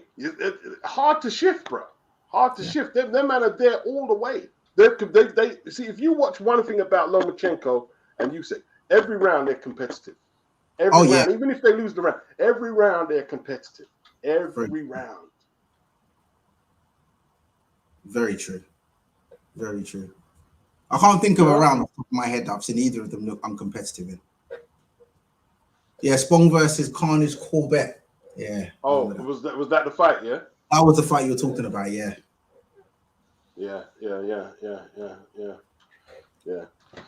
Like, let's be honest. He wouldn't have been no match for Usyk. He wouldn't have been no match. Oh, nah, Usyk would have played with him. Yeah. Phil B says yes. The 11+ exam was taken before O levels. Okay. Yeah. So basically, the 11+. When you got to, Phil might know the age. When you got to say 14, 15, if they saw like you was goofing around, or if you failed the mock exams, you're out of school. I mean, they're not. Remember, taxes have to fund the school. They're not paying in for you to goof around in the sixth form. And you're out. You're out. And you'd have to go find a trade. Go find a trade or an apprenticeship or get a job. You know what I mean? Yeah. Yeah, things, telling you, man. Telling you. Boy. Communist headpiece said he's only a painter. Only a painter. Listen, you can make money from painting, bro. You can make money from painting. I used to do painting when I was a youth, right? With Ujima and with just with a few people. And you can make a bit of dough. You can make a nice bit of dough just painting and decorating. You can make some nice money. 100%. Yeah, you can make some nice money, bro. And one of the good things about the internet now is that you can actually scale a business very well. There are some positives with the way the world is now. You can scale a business very well. Even if you want to just do it on a local level, in terms of just getting your name out there, advertising through social media and things like that. Yeah, man, people need painting and decorating done. That's not going anywhere. That's what it's all about, bro. I mean, like, you got to think about all these trades, they're old trades, but guess what? They still bring you money. They still bring you money. I mean, old trades, but they listen. My dad used to be a plasterer, and you can make a fortune plastering. You can make a fortune being a plasterer. Yeah. And these are skills that once you get them, they're there. Yeah, your own yard's always going to look crisp. You know what I mean? Yeah. Of course, they're there. 100%, man. Quick question. Yeah, go on. No, sorry, go ahead. No. It's not. You got it. Yeah, it's a quick question. So I know you've watched a bit more old school boxing than I have, right? But I was at the gym last week, and I was talking about. I think we were talking about this Fury and Usyk fight coming up in the sauna. Some big black dude in there sitting there, just when you feel like someone's kind of listening to your conversation. So he said, do you guys fight? I said, nah. I used to kickbox a long time ago, but not anymore. And my other guy don't fight. So he said, I used to box a little bit. I said, do you still train? He's playing it down. Anyway, long story short, he says, my name's Derek Williams. Sweet D. Yeah, Sweet D, yeah. He we ended up having a good chat, man. Good chat for a while, man. He's telling me all about his career, showing me the video of him fighting Lennox Lewis. He's telling me how he got into boxing, and what was he saying? That he didn't have any amateur background like a lot of these people. And he said he had some problems there as well. So he ended up having to go to America and fight in America. He fought one guy in America that I've heard you mention before. I can't remember the name. Mark Wills. That. Was it? I think I got Bert Cooper in my head. Did he fight Bert Cooper? No, it was Mark Wills. It was Mark Wills. He got dropped and lost the decision. Yeah, but he was. I watched his fight with Lennox Lewis as well. And yeah, I don't know, man. He's telling me to watch his fight. Let me make sure I'm right. I'm going to go box with. I know these guys. I don't know these careers, these people's careers, man. Yeah, I know. Listen, man. Like, he had some talent. He was tall. He had a good reach. You know what I mean? But obviously, Lennox was another level. The big shocker in his career was when he lost to the Gypsy guy twice. You know what I mean? Okay. He didn't mention that one. Yeah, in France. Yeah. Was he any good? He was okay, He was okay. Yeah, he did lose to Bert Cooper, actually. He did lose to Bert Cooper. I think that's the one he mentioned. Yeah, he lost to Mark. The first time he fought in America, he lost to Mark Wills, and it was an 8-rounder. I think he actually dropped Mark. It was the other way around. I think he dropped Mark. He dropped Mark Wills, but he let it slip. Because sometimes he'd get a little lazy. You know what I mean? But he had talent, though. Like, when he took apart Jimmy Thunder, he looked really good in that fight. He looked really good. He did have some talent. Kind of how he told it. He just felt like he could have done more if he had the amateur background, but he said, you know what, just F it, I'm going to have a go, you know what I mean? And man, he was, he's a cool guy, but yeah, he said he seemed very proud of his career, man. Like he said he won a European title and he won a British title. He said he won a British title, which is good, you know what I mean? This is Of course it is. Easy to win a British title and European title. He beat Jimmy Thunder. I got the boxer, yeah. He destroyed Thunder that day. I mean, Commonwealth title, yeah. Man. Oh, yeah, from Peckham, innit? Peckham, Yeah, he said he grew up with Eubank. Oh, he did? Yeah. He's talking about before Eubank went to America. He said Eubank wasn't not in the streets, but he was, he used to sell a little, a little bud. Yeah. Eubank was a rude. Eubank was, he said Eubank's not the same Eubank that you guys see. Of course not. You know what I mean? Like Peckham in the 80s, you know what I mean? You did what you do what you have to do, innit? You know what I'm saying? Like Peckham. Yeah. That's road life. If you Peckham, like it's proper road life, isn't it? But Peckham is proper road life. Yeah, like he said, he did an impression of him. He said like he still had the list, but that whole English thing, it was more street, them times. Apparently that's how Eubank was. We went off to America, then he came back with the whole English thing. Well, that's not actually true, right? When he came back, he was promoted by Keith Miles. I can't remember what business Keith used to do, but they had this sort of like press conference because they wanted to like get him on a major promotional, get someone to kind of bankroll the whole thing. Okay. And they held a little thing, sort of like a party, just so to attract the media and the press. I don't think no one really turned up. And apparently, he used to talk in an American accent, and he said, because he was in the Bronx, when it was heavily kind of like, a lot of ethnicities like Latin Americans, blacks. So I'm not used to all these white people around me. He used to be talking in the Oh wow. Yeah. yeah. He was talking more in an American accent. But then he realized he's got to change it up, restructure, rebuild. And then we got English Eubank in the monocle and the jobbers and the shit. And he took it there. He took it there, man. He's a genius. He really worked. He was my favorite fighter as a kid, man. Like my whole house was just Nigel Benn, Yeah. But I just always say, like, a guy that knows a guy that knows Nigel Benn. Be like, yeah, this whole house is Nigel Benn. And I was the only one. I just couldn't get over the fact that this guy was a boxer, but he would act like this, with the waistcoat and the monocle and talk like this with his little square haircut. And then he'll go in the ring and just knock a man out. I was like, this is my guy. This guy's just too funny, man. You know what I mean? But it wasn't, I felt like most black people was more Team Ben, but Eubank was a G. Well, like his marketing strategy for a black athlete at that time was pure genius because, like the 80s was a very pivotal time in Britain for black athletes. Obviously, you had Frank Bruno, big heavyweight. You had the catch line with Harry, Harry, and he was very popular, endorsement friendly. But Eubank, and Ben and Watson, their trilogy and their personalities, man, it took it to a next level for black athletes. Like, and then that era, you had Linford Christie and a lot of other black athletes and footballers. And the 80s changed a lot for black athletes and entertainers, a whole lot in Britain, a whole lot. I think that's probably around the time when, like, a time in history where I guess the doors got kicked down a lot, Yeah, doors were getting kicked down. Like even when you look at Nigel Benn, who was he managed by? Ambrose Mendy, black man, and Phil, and it was his name De Freitas. He's a black man.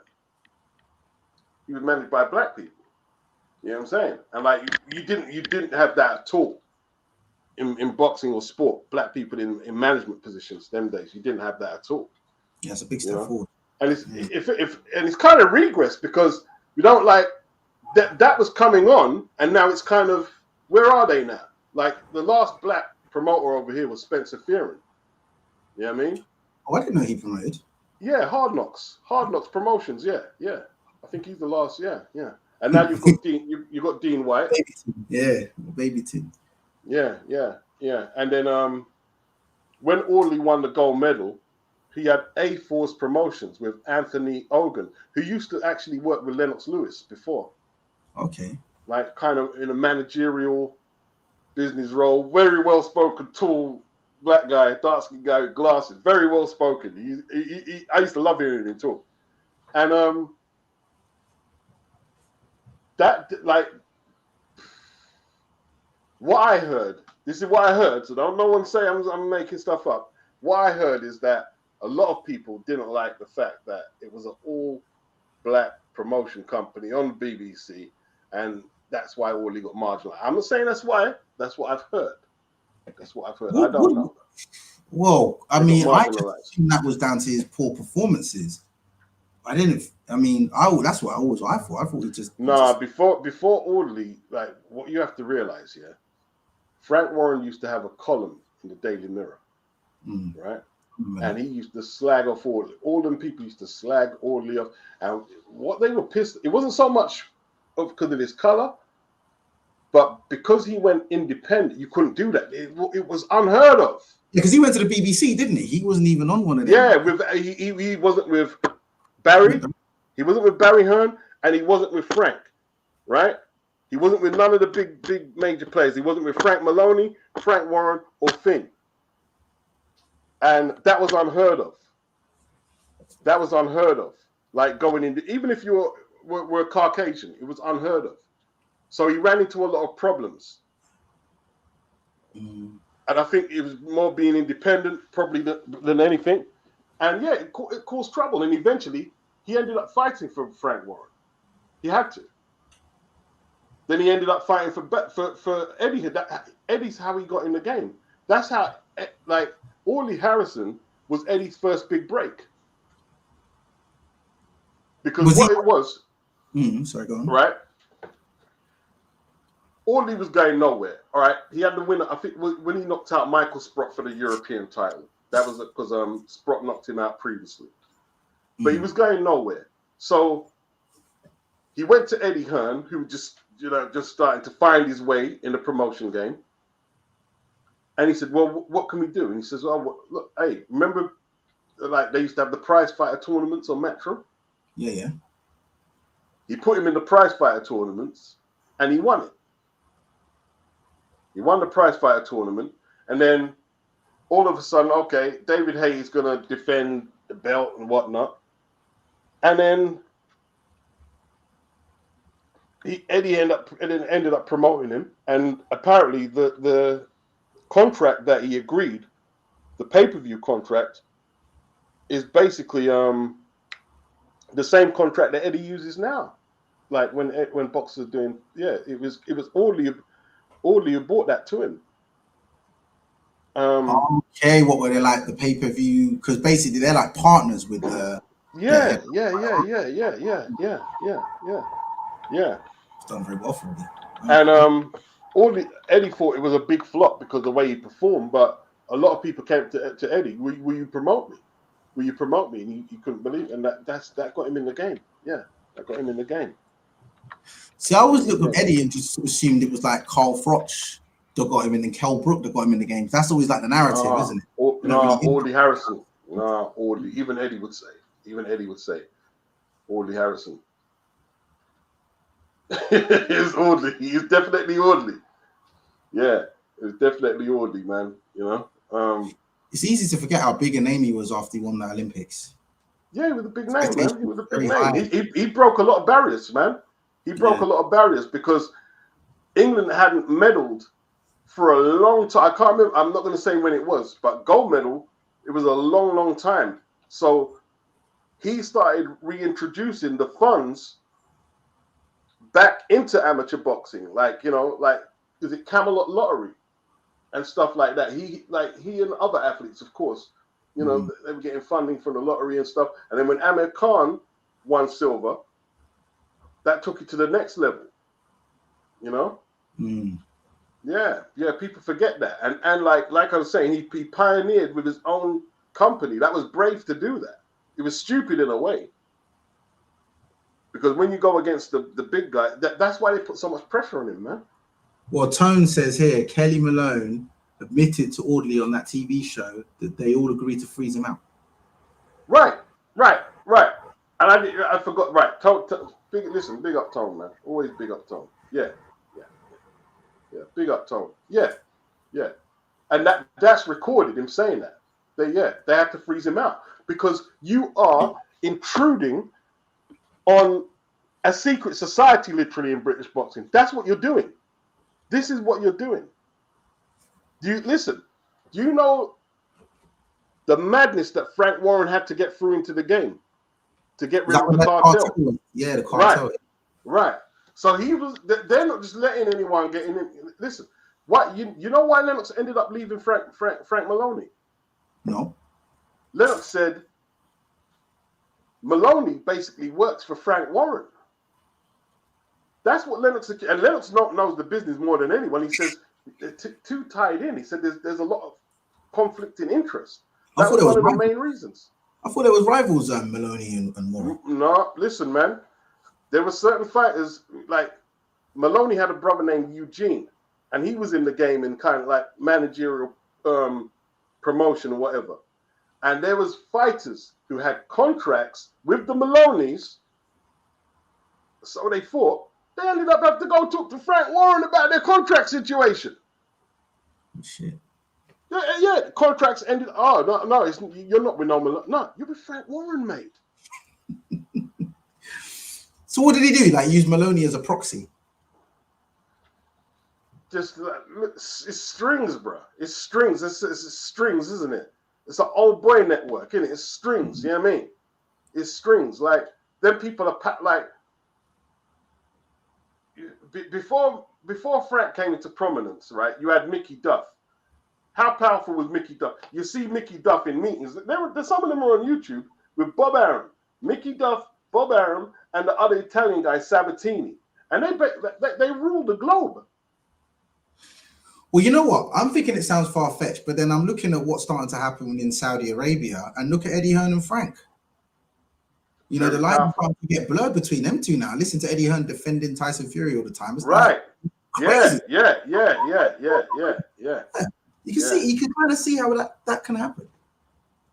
Yeah. Yeah, you see within a matter of days, literally, isn't it? Like, exactly. like okay, all right, now you're defending Tyson Fury and this, that, and yeah. I think the first one I saw is when Tyson had the cut and he had to pull out, and Eddie Hearn's there like, no, Tyson would never cut himself. No, he never do anything like that. I was just like, wow. It's like he's signed to you, you know what I mean? Eddie Hearn, even though he's tactful enough to know not to put out baseless accusations, he would find a way to kind of stick the boot in. He certainly wouldn't be supporting him. And it's like, yeah, now they got common interest now. So you can kind of see common interest. Yeah. Common interest, man. You know what I mean? That's crazy. Absolutely crazy, man. Absolutely crazy. So Frank Warren and he had Frank Maloney and how he kind of came up with when Mickey Duff was there before him, right? Sorry, say that again. Mickey Duff was. Yeah, so you were talking about how Frank Warren had to deal with the cartel when he was trying. Oh man, yeah. Listen, let's say from the 70s. I don't know what time in the 70s until the mid to late 80s. Yeah, basically all the British title fights, European and stuff, was all on BBC. ITV used to do the international action. And there were more delayed recordings and some lives, but more delayed recordings. So I've got the number here somewhere. I can't remember it. Let's say, though, in that time period from 70s, 80s, let's say 130 shows on the BBC, right? Only two or three shows were given to Barry Hearn and Frank Warren. The rest was the cartel. So the BBC, they basically had control of the television. You know what I mean? They wouldn't let no other promoters play. So manipulation. Listen, the British Boxing Board of Control used to go up to fighters and tell them, you'd be better off if you sign with Mickey Duff and this if you don't want no issues. Wow. Yeah. Yeah, it's deep. It's gangsterism, basically. Yeah. Could call them the cartel. Like, you see them, like, what's his name? Jarvis Astaire. You see, like, I can't remember, was it in America? He was abroad anyway. And he was speaking to the media. Oh, yeah, well, the board won't allow that. They won't do this and that. You're not in the board. He's speaking to the board like that. Yeah. And like members of the media, who tried to challenge them, they got marginalized and everything. Yeah, it was deep. Yeah, they had full control, man. They had a tight. Deep. So how did that end up getting broken up then? Well, they got old. Mickey Duff got old, and Frank Warren was very determined. We see that to this day. Yeah. Frank started. How Frank started was with the bare knuckle things. Yeah, with what's the mad guy's name? Man? The big guy, his cousin. Before I forgot his name anyway. They're probably not in the comment section. And it was called the National Boxing Council. The National Boxing Council. That was Frank's organization where they used to do the illegal boxing. It wasn't bare knuckle. It was illegal boxing, basically. You know what I mean? Not illegal, white collar or whatever. You know what I mean? And that's where he started. That was his world. They used to do, is it Rainbow Theatre in Finsbury Park? They used to do cards there. And he tried to actually sign some boxers who were licensed by the British Boxing Board of Control. Who's the nutter they tried? I can't remember his. I'm forgetting all the names now. They tried to sign him, but they didn't manage to sign him. And he got a pro license, and his first card was who's the guy, man? Jerry the Bull Martin and Otis something at the. Oh man, my memory's going now. Yeah, that was in 1980, and he wanted to get TV there, but they had this rule that a first-time promoter can't do TV. You know what I mean? Okay. So he could. I mean, they kind of screwed him over, and then they put a lot of obstacles in his way. His first British title fight was Steve Early versus Clinton McKenzie for the light welterweight title, and I think the whole price combined was £13,000, and that was a record at the time. Don't seem like a lot of money, but you know, Clinton got the majority because he was champion, and that was his first title fight. What year was this, roughly? We're going. That's probably about 82, 83. Yeah. And his first champion was Keith Wallace. Was he from Liverpool? A flyweight champion, Commonwealth champion. My dad used to work on the building. He used to do laboring for my dad, Keith Wallace. Commonwealth champion. And then it was Terry Marsh, obviously, who won the IBF. That was his first world champion. He beat Joe Louis Manley. And he just kept working at it. And like, see where Frank was strong, because you see all them rulings that you can't use TV, you can't do this.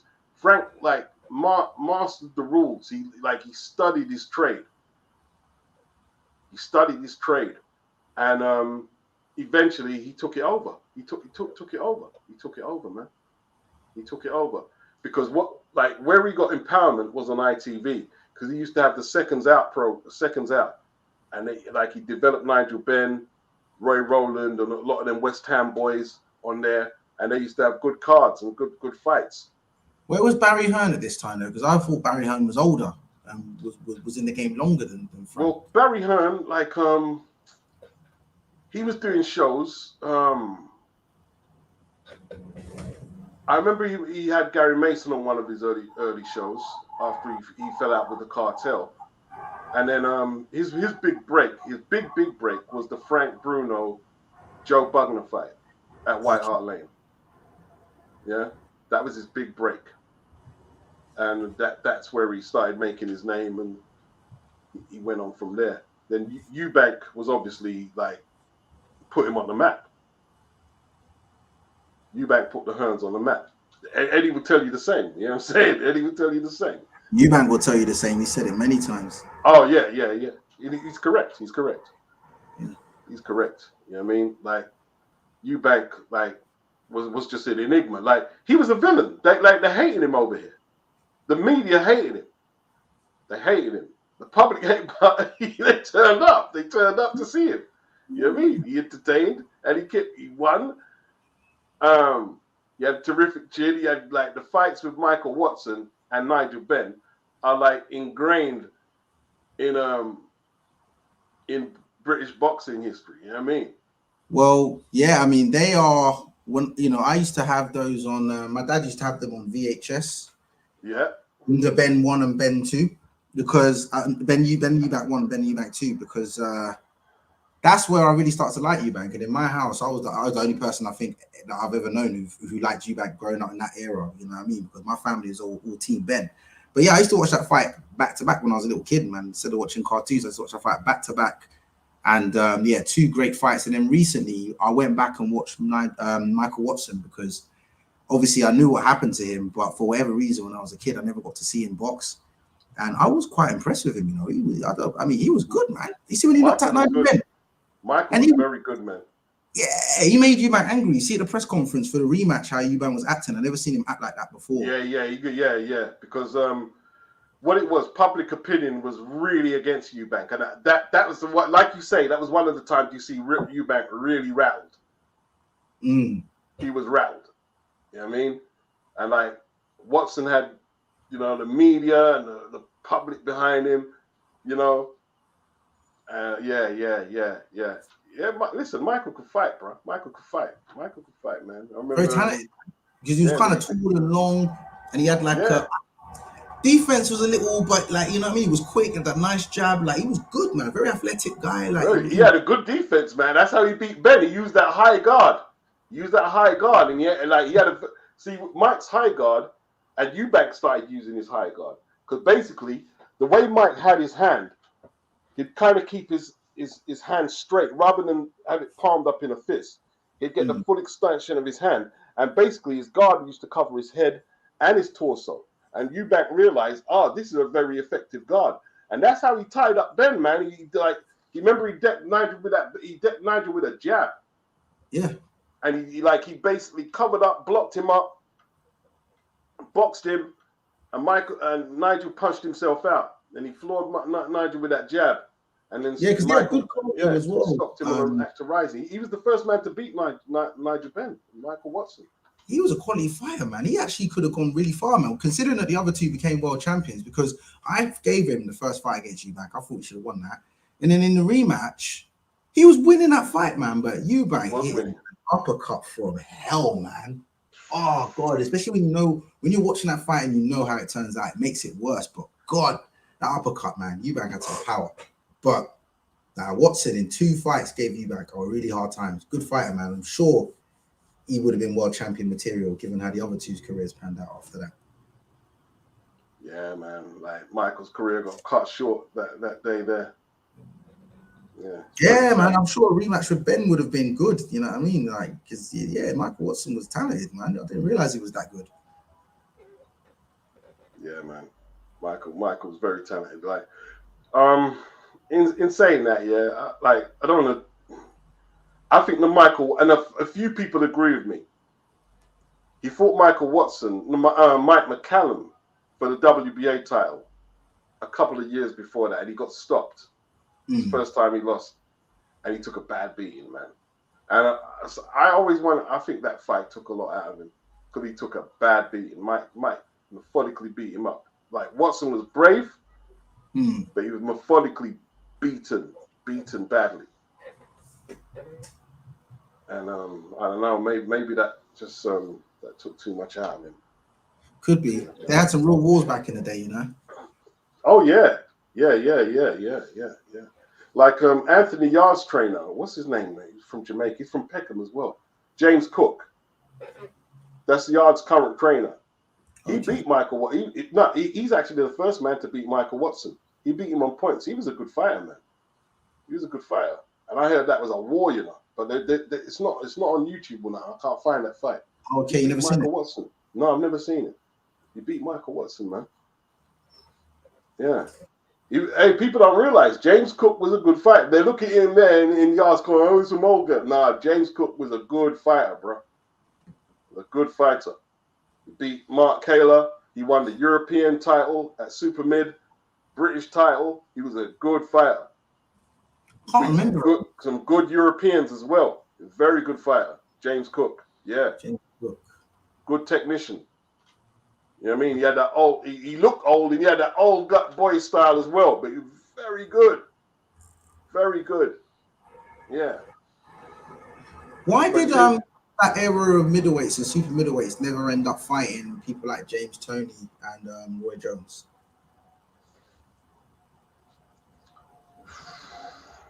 Them fights just didn't happen. Like Eubank was he was bold enough to say he didn't want to fight like the likes of Roy Jones anyway.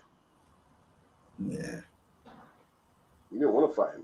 I think the bigger thing, why didn't none of them fight Harold Graham? But Ben didn't fight him. Eubank didn't fight him. Not only them, but Watson didn't fight him, and Tony Simpson didn't fight him. The only one of our top middleweights who really fought Harold Graham was Mark Taylor. They avoided Harold Graham like the plague. He was very awkward, apparently, wasn't he? He was the plague. He was the plague. Mickey Duff called him the chairman of the Who Wants Him Club. They avoided him. They avoided him like anything, bro. Didn't want the smoke, bro. Didn't want the smoke. Wasn't there rumors that he was beating one of them up in sparring when he sparred? I can't remember if it was Eubank or not. He beat up Eubank for days, but they say Eubank got him in the last session. Yeah. Oh. Yeah. Hey, listen. Harold Graham gave Mike McCallum a very, very tough was it a 15-rounder back then? Very tough fight. Split decision.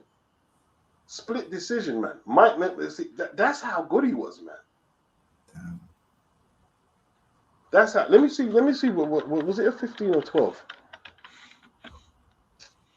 That man was. I met Harold Graham twice. I met him twice, and like I feel I was destined to meet him, man. Like he was going through some hard times when I met him.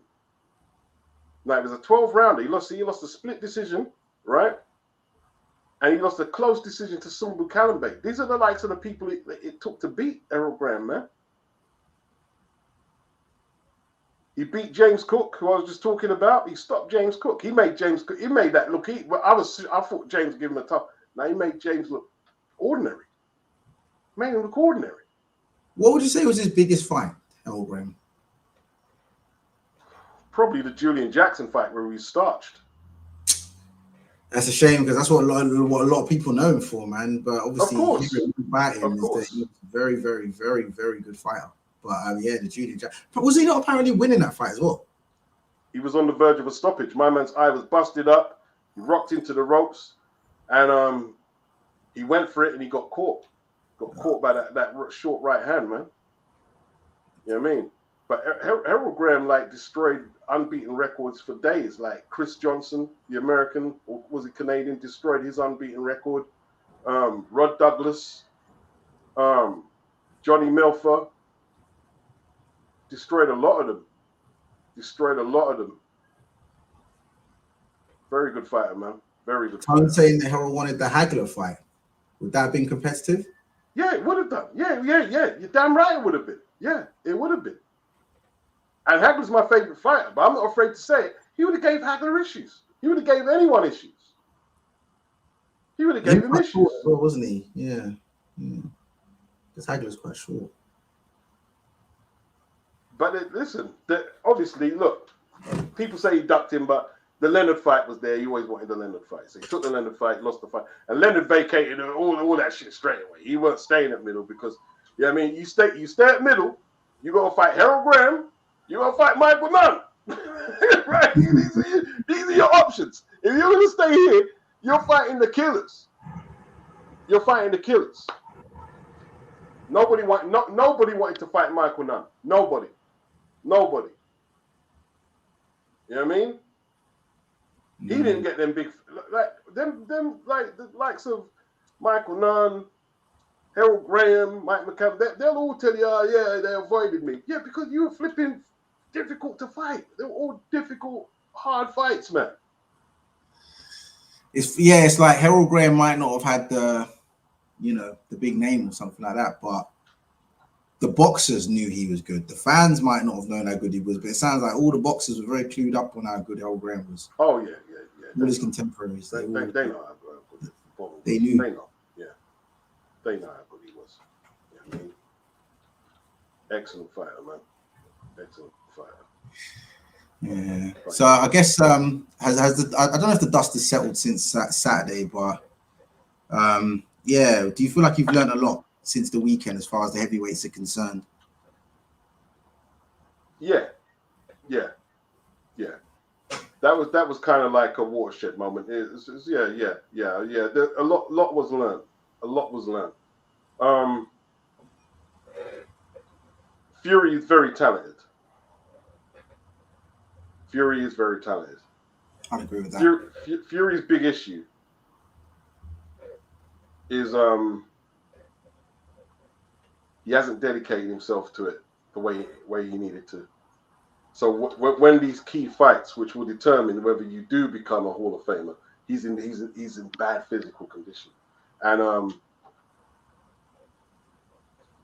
Usyk, I don't know what else can he really achieve at heavy. What is it else he can do? You beat AJ twice, Fury once, cleaned out all the Brits, cleaned out Cruiser. They say he might go back down to Cruiser.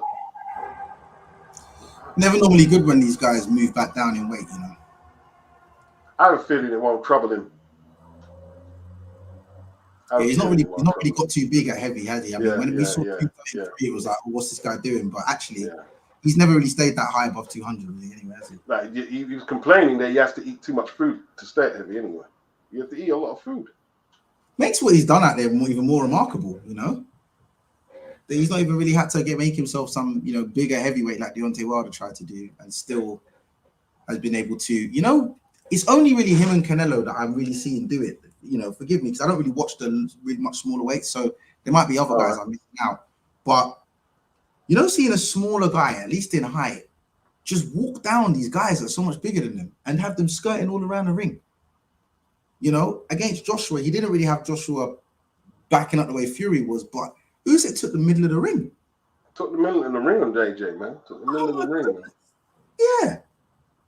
Like, you have to be elite to do that, man, against, you know, guys of certain standard like Joshua and Fury. These are high quality guys, big guys, powerful guys. You're taking the middle of the ring and got them backing up. It's unbelievable. When AJ stood there in the middle of the ring and got pinned a couple of times. Like when he beat AJ the second time, like I was like, I couldn't believe it. I thought AJ definitely had the second fight, but he's just like just too good. Just too good. Just too good. Yeah. I think the Chisora fight just made it a bit more shocking, because you looked at the Chisora fight, and even if you knew how good Usyk was, you were thinking, well, Derek's size and physicality gave him issues, right? So then by deduction, obviously AJ doesn't fight that way, but again, AJ is a big, very powerful guy. It just seems that, like, people criticize the Chisora performance. That was his second fight at heavy. Mm. Yeah, I mean, listen, when Holyfield moved up to heavyweight, who did he fight? I remember he fought Pinklin Thomas in one of his early fights, and Seamus McDonough and stuff. But like, they weren't better than at that stage there. Like, Pinklin weren't dangerous. Like, Pinklin's a former world champion, but at that stage there, he was washed. He was washed. You know what I mean? Like, Holyfield certainly weren't going to fight an AJ in his third heavyweight fight. He had Holyfield had about 8 or 9 fights before he fought Buster Douglas. About 8, maybe 8 or whatever. He had a lot. He had the fight with Michael Dokes. He had a few fights. Before he fought for that title. Yeah, they were active in those days. So that gave him a good amount of time. Yeah, that gave him a lot of time to acclimatize to the weight class. Yeah, man, Usyk doing his thing, man. Usyk doing his thing. And he spread the fights out. Like, so I guess, we learned. Yeah. What did you learn? So what did you learn?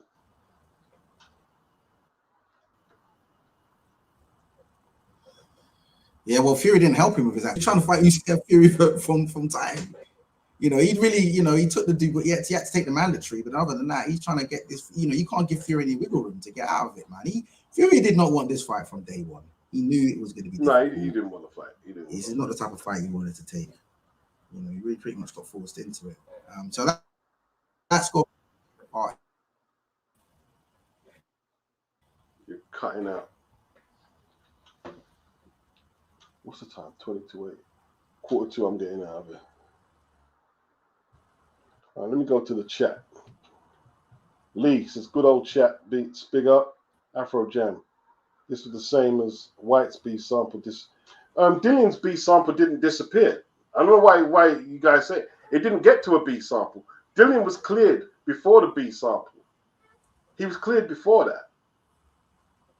So basically, I'm not being funny, you're following a narrative that they put out there. Dillian was cleared before it got to a B sample.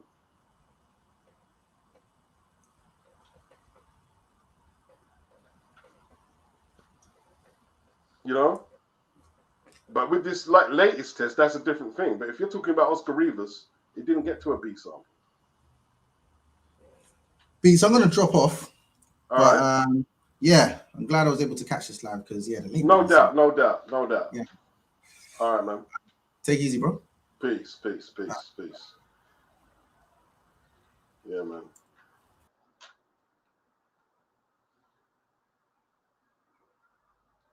Sylvester, who wins the South London beef, Peckham or Brixton? I don't care. As long as I'm not in it. Tom says no one wins. Yeah, that's it. Exactly. As long as I'm not in it. You know what I mean? That's all that matters. Big up Tom. He says, yeah, Kelly Maloney admitted to Audley on that TV show that they all agreed to freeze him out. Yeah. And listen, the media, Audley, okay, he wasn't performing amazing, but he wasn't as bad as what people were saying. And like the newspapers were on him all the time. And then the BBC started on him. Oh, you need to do blah blah blah.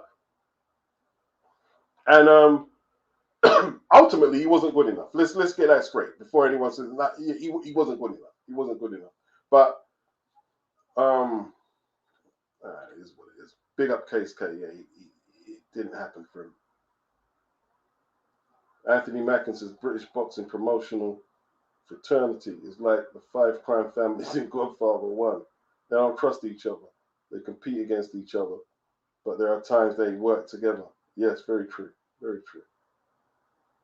Case K. Surprise, Ryan's B sample came back positive. That's the guy, Lenny McLean. Yeah, that's Frank Warren's cousin when he was doing the white collar boxing. You know what I mean? Yeah, Lenny McLean. Yeah. Will Chris Jr. eventually get the Conor Benn fight? Don't know. Anthony Mackin. Well, Matchroom Boxing was built off Eubank sweat and blood. Barry took 25% of his Sky Sports contract. Okay, I didn't even know that. Yeah. That's why Chris talks about perpetuity, because, you know what I mean? Yeah. When Barry said that they were basically like slaves, that's what he meant. That's what he meant. And when he said that, he meant that for all fighters. All fighters got the same treatment. I mean, because if you're going to say, oh, it was just against black fighters, there was more white fighters signed to Matchroom than black. So he's basically saying that you're all getting ganked.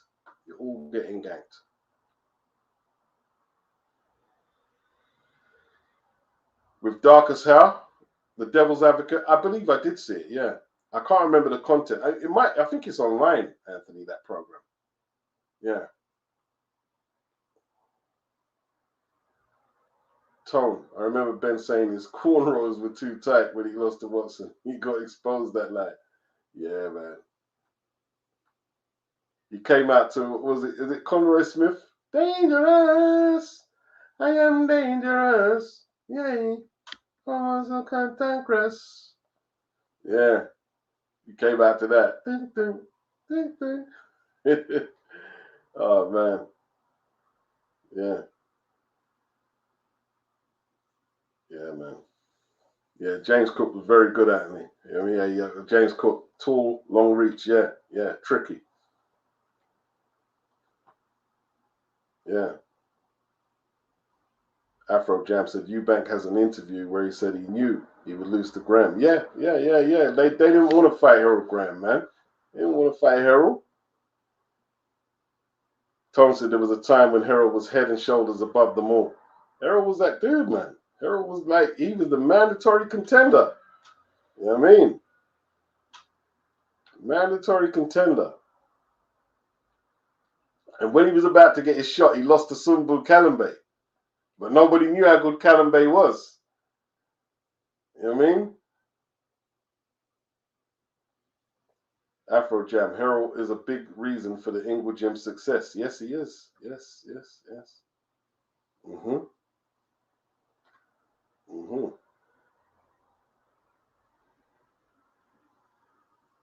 Oh, yeah, the jewelers in Sheffield Market, Harold? I didn't even know that. I didn't even know that.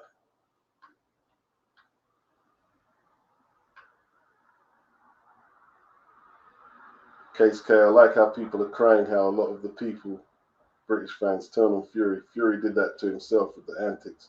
Yeah, you mean, like, yeah, a lot of the media, I've seen them start saying a lot of crap. They're bringing up the old stuff he was saying before he got the belt stripped from him. They're bringing up a lot of that. Yeah, I've seen that. But that's how they are. Like, when you're up, and when you're down, they give you a little kick while you're down there. You know what I'm saying? That's what they do. That's what they do, man. Yeah.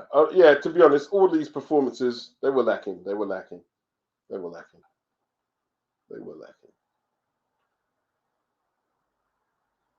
Yeah, Usyk can take a shot, man. Took a good shot.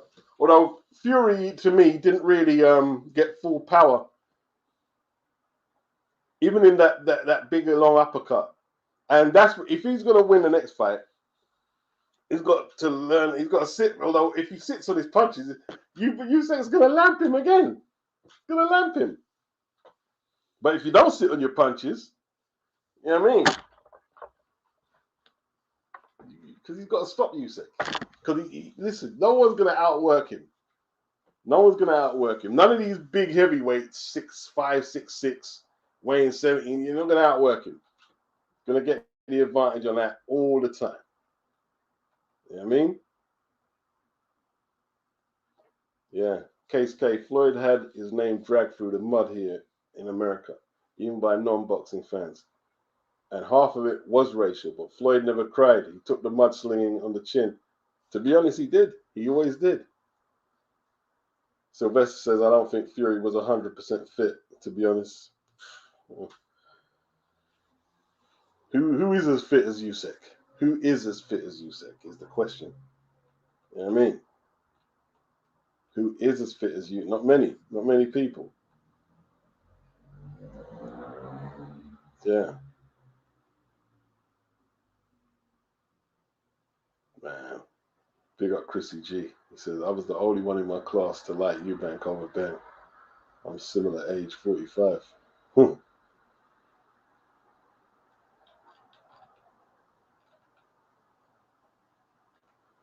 right, people. I think that we'll call it time.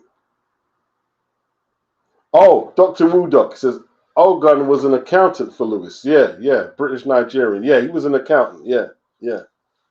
Ogun. Anthony Ogun. I think he took a more active part in A-Force promotions. I think Audley was also getting a bit of mentorship from Lennox when he was coming up. Yeah. Afro Jam. Look, man, is another Peckham. Done his team hat-trick in the Europa League final. Ended the live accusing 51 match unbeaten streak. Yeah.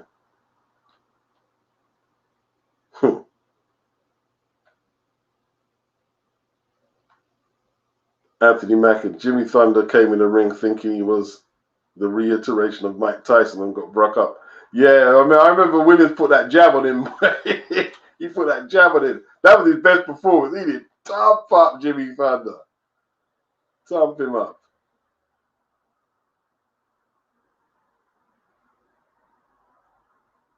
KJM, he says, issues with trades like painting is as soon as there's a downturn, people will just do it themselves.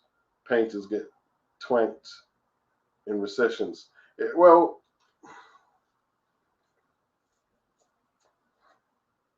like Tyler's. You say, well, you could say that with all professions. People might just try and fix their car themselves, and I mean, but you know, there's still painters getting jobs out there.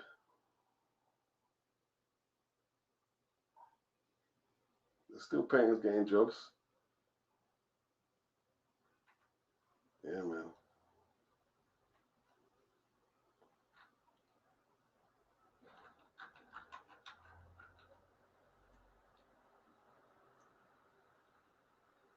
All right, people. We out of here. Peace.